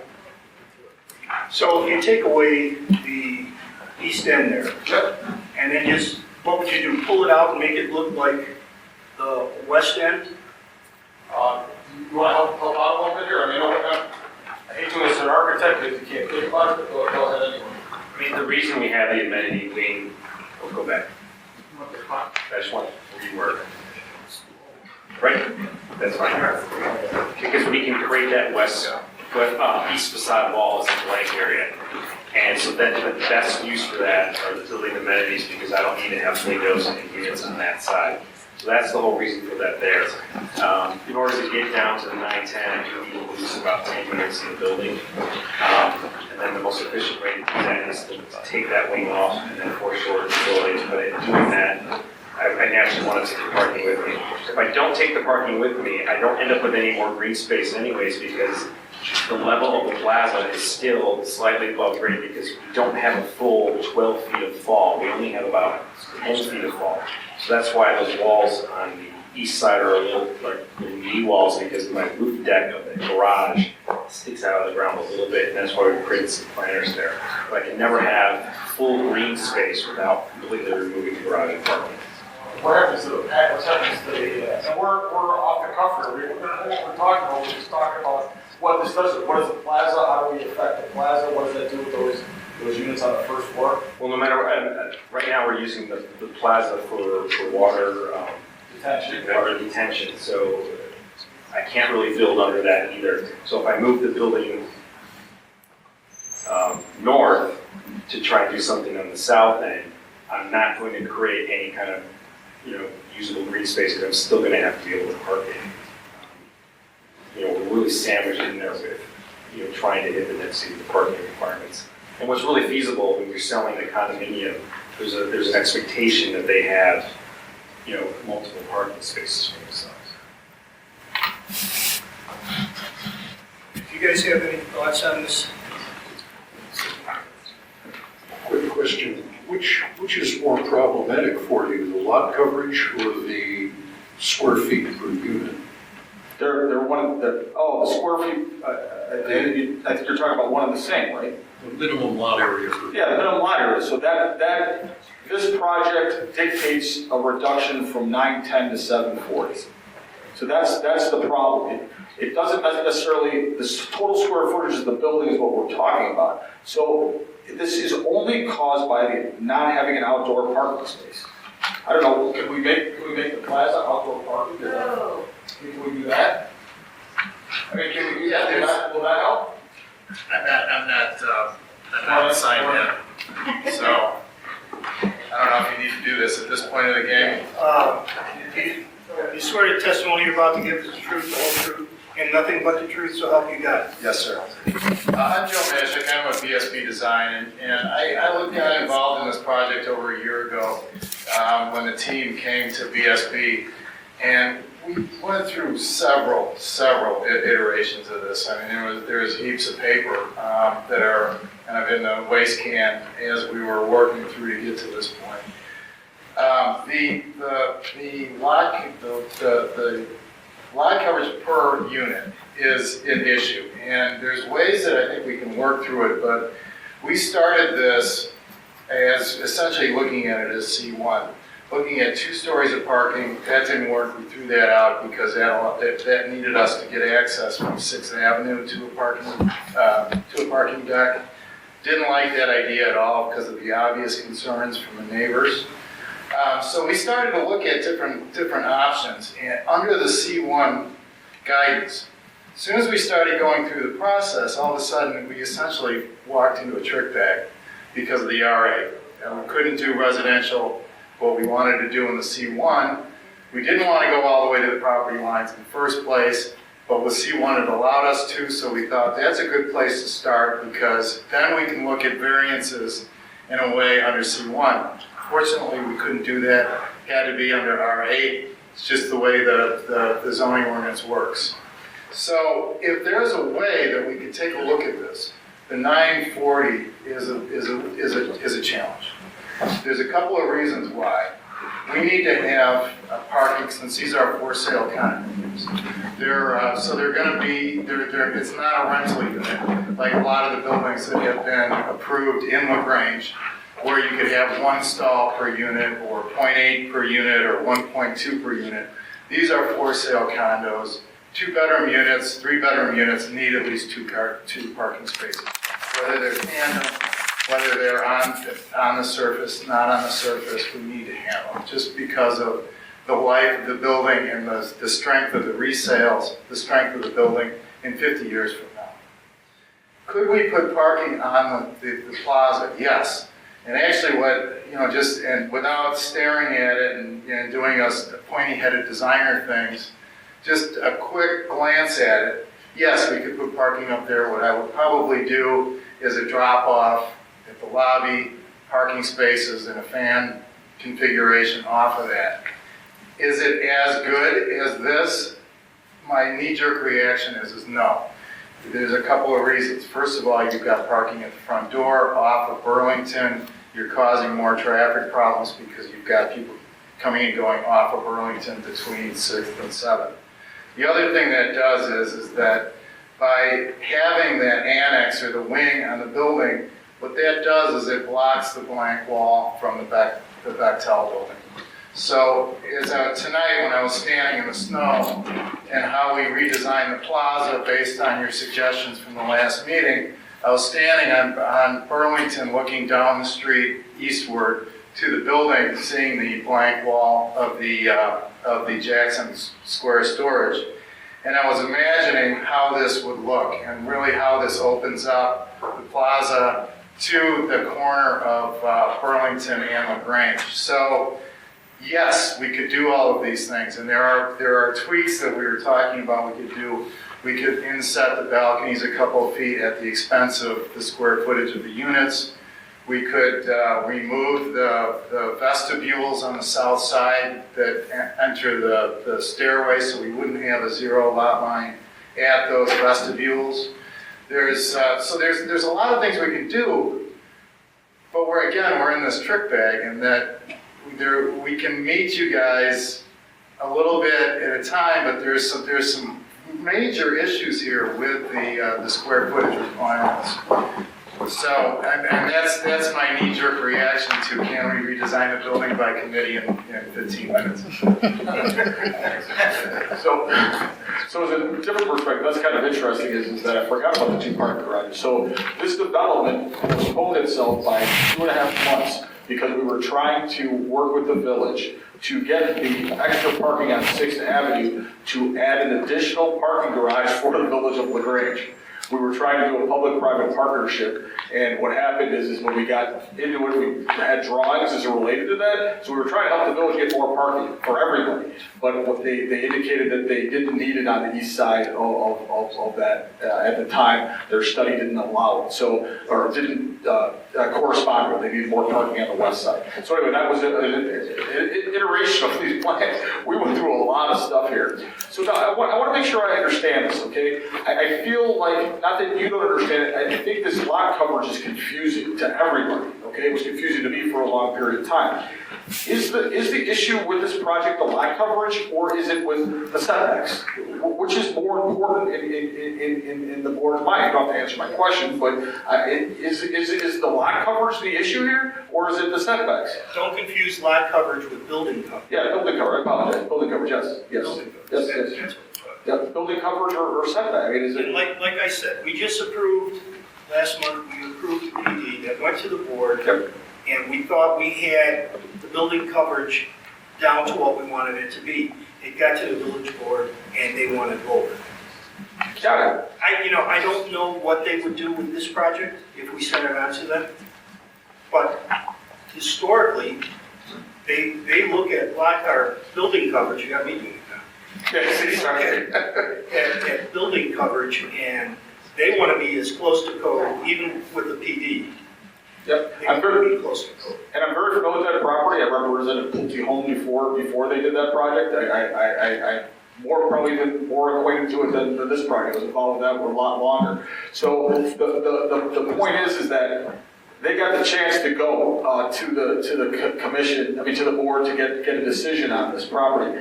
I don't think this project has any correlation in my mind if I was a board member, not the planning commission, but a board member, has no correlation to that project on 47. I really, truly don't. This is a unique parcel. It's nothing like it. That one is a square box, right? And they've got the detention. You've got, I know all the issues regarding 9th Avenue and where to put it. So that's it. I don't know. If I go another 2 months and try to develop a project that's substandard, I think you're going to reject that and how it looks, right? Then we're in a PUD, and I don't think anybody else is going to be on board with it at the board level, but I don't know. So I just think that if I can have an opportunity to go in front of the board and they agree with you, and I have no reason to doubt you, Chairman, as to whether or not they would deny it based on the coverage issues. I'll drop the lot in building just to make it easier, but at least if we have an opportunity to go to the board and they say the same thing as you, then during that time period we'll actually pull together a project. Our architects work quickly, faster than they like, and to come up with another alternative to see what it is. We can go through staff with that, but I don't want to hold off on this project. The market is what the market is. Hopefully we'll have a nice, strong spring market. I don't want to get into 2020 and 2021 and 22 when we're starting to construct. It's not a good business decision. Everything points to 2021 to being a little rough. So I really, really, really would like to get to the board to get their opinion. Then we have 7. Your opinion from 7 people, and then I got an opinion from 7 more. And then we, as a village, make that decision, and everyone was part of that process. So I think I'm willing to take the risk, whether the vote is or not. I have to get confirmation from my client before if I can caucus on it, but I really think it's important to see what the trustees' perspective are on this particular site, not a square box. Can I get Jerry, so a couple of times it's been mentioned that the board rejected the application at the Mason Point property, but I've only read tidbits, here and there, but the news article of coverage of it. What exactly was? I think that it was because certain conditions weren't met that have been put with the commission's recommendations. Is that correct? Sure. So the village board heard a first reading, an initial presentation of the Mason Point proposal last night. This commission advanced a positive recommendation to the village board with 6 conditions, one of those being that the single-family home plans would be revised to meet the building coverage maximums in the R4 district. The applicant reduced their building coverages for the single-family homes, but were not meeting the R4 standards for all of the lots. They presented that on Monday night and received feedback from, I believe, 4 of the trustees that they felt that the project should comply with the conditions as recommended by the Planning Commission. So the application was not voted on last night. It was an initial presentation, but that was the feedback that was provided to the applicant. And the other thing that the village board might do is just give it back to us. Absolutely. Absolutely. That's the option. You're in there. Go ahead. You brought up the parking, so I want to ask one question. The row of storage lockers that are between the spaces and the edge of the building, how crucial is that? And again, I know this, I'm trying to get at amenities here, because you brought up a good point, is are we talking about lot lines or are we talking about building coverage? I think if you can solve as many issues as you can, but the only issue being building coverage, you're going to have a better chance in front of the board. But if you add up all these variance requests, or not necessarily variance requests, but points to be considered, again, I'm not sure that the board is going to move forward with that again because of the historical, their position on building coverage. But if you can reduce any of these other requests, it will be helpful. So I wonder that setback between the condo building, to the south and that building line, can you reduce that further by taking out those storage units? Which isn't optimal, obviously, because you're losing storage units, but storage units are not parking. Yeah, go on. On the west side of the property, storage units are virtually underground. So if I take them out, I basically remove the terraces for those first floor units. So they don't really have any space, outdoor space on those units. And So those are under the terraces that are in. They're under the terraces, so I'd be removing the outdoor space for those units by taking out storage. Grade is very confusing. It takes a lot, and I'm not a visual person. I remember the old days when we did it, there was like 7 architects on the board, and they could understand it better than I could. But the whole concept of that, a majority of that parking garage is actually underground, and then it goes up. So, that's sort of the dynamic is that storage won't affect the coverage. So I appreciate the concept, but it won't help it based on what you said. All right, hang on a second. So, we have a couple of choices here,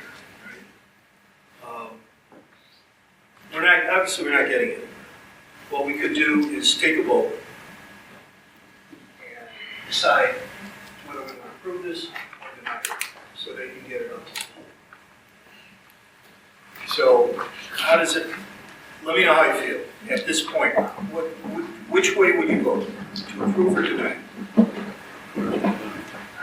Jeff? I'm inclined to approve. You would approve? You would approve? So what do we have? We have, that's 2 and 2. 3 and 2. Chairman, what does he have to say? So it would be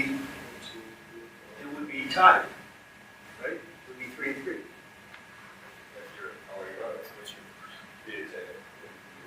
What would I do? I would approve. There you go. So we'd be tied.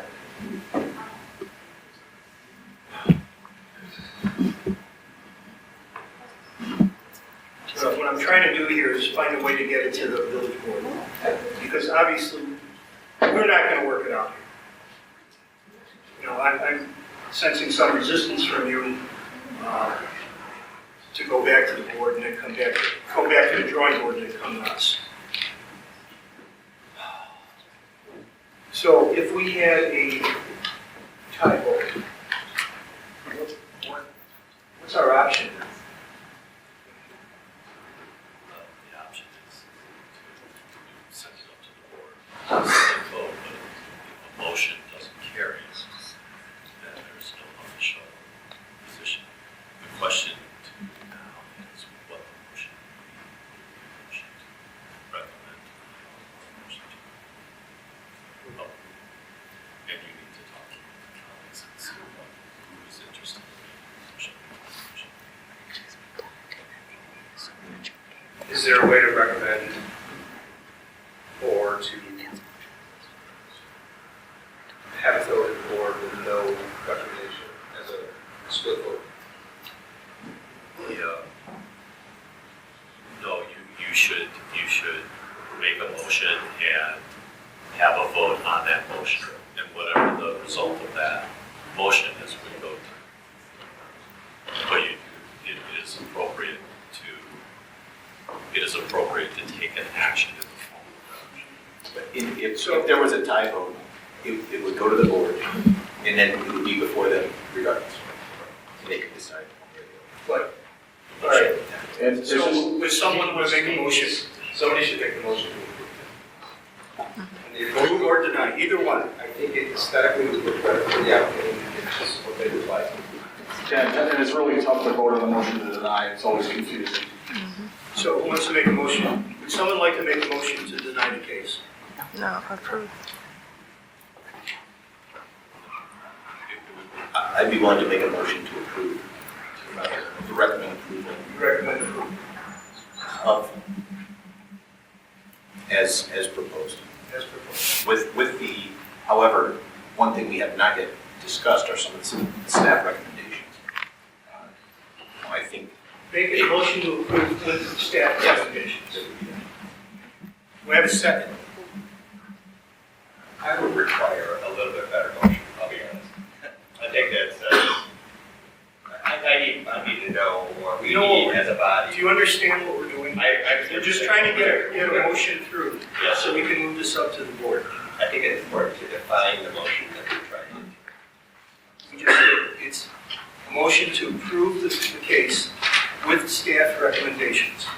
As listed, As as listed. referred to, please give me that. It's page 6 and 7 of the staff report. 49.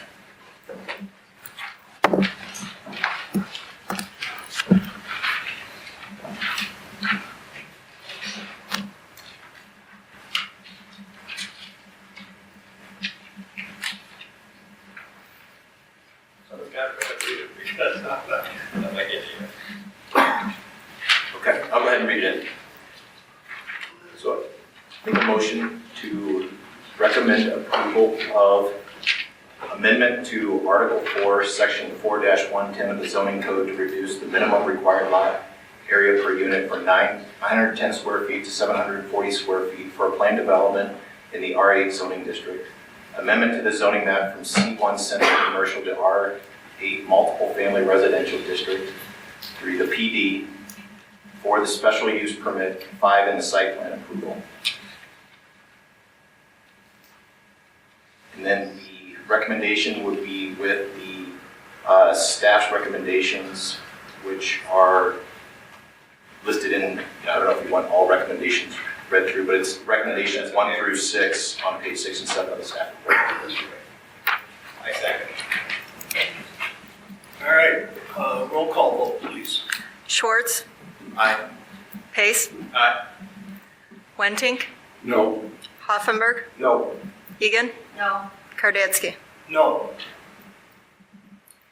So it's denied, and I'll defer to you, Jerry or Heather. What's their next move to get it to the village board? So it's a 2-4 vote, is that what it is? 3 to 3. No, 2 to 4. Kardetsky He voted denied. against, so it's 2-4, not 3-3. Yes, The motion failed. The motion failed. motion failed. Sorry. He was supposed So, to.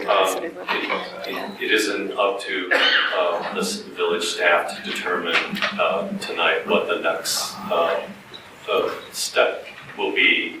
I assume that the staff will be in communications with the applicant, and then it will be the board to determine its timeline for considering. I just want to make sure the final vote was different from the poll, right? Yes. Yes. Okay, so It was let's 2 in favor. 4 against. Perfect, thank you. All right. Any old business? Any new business?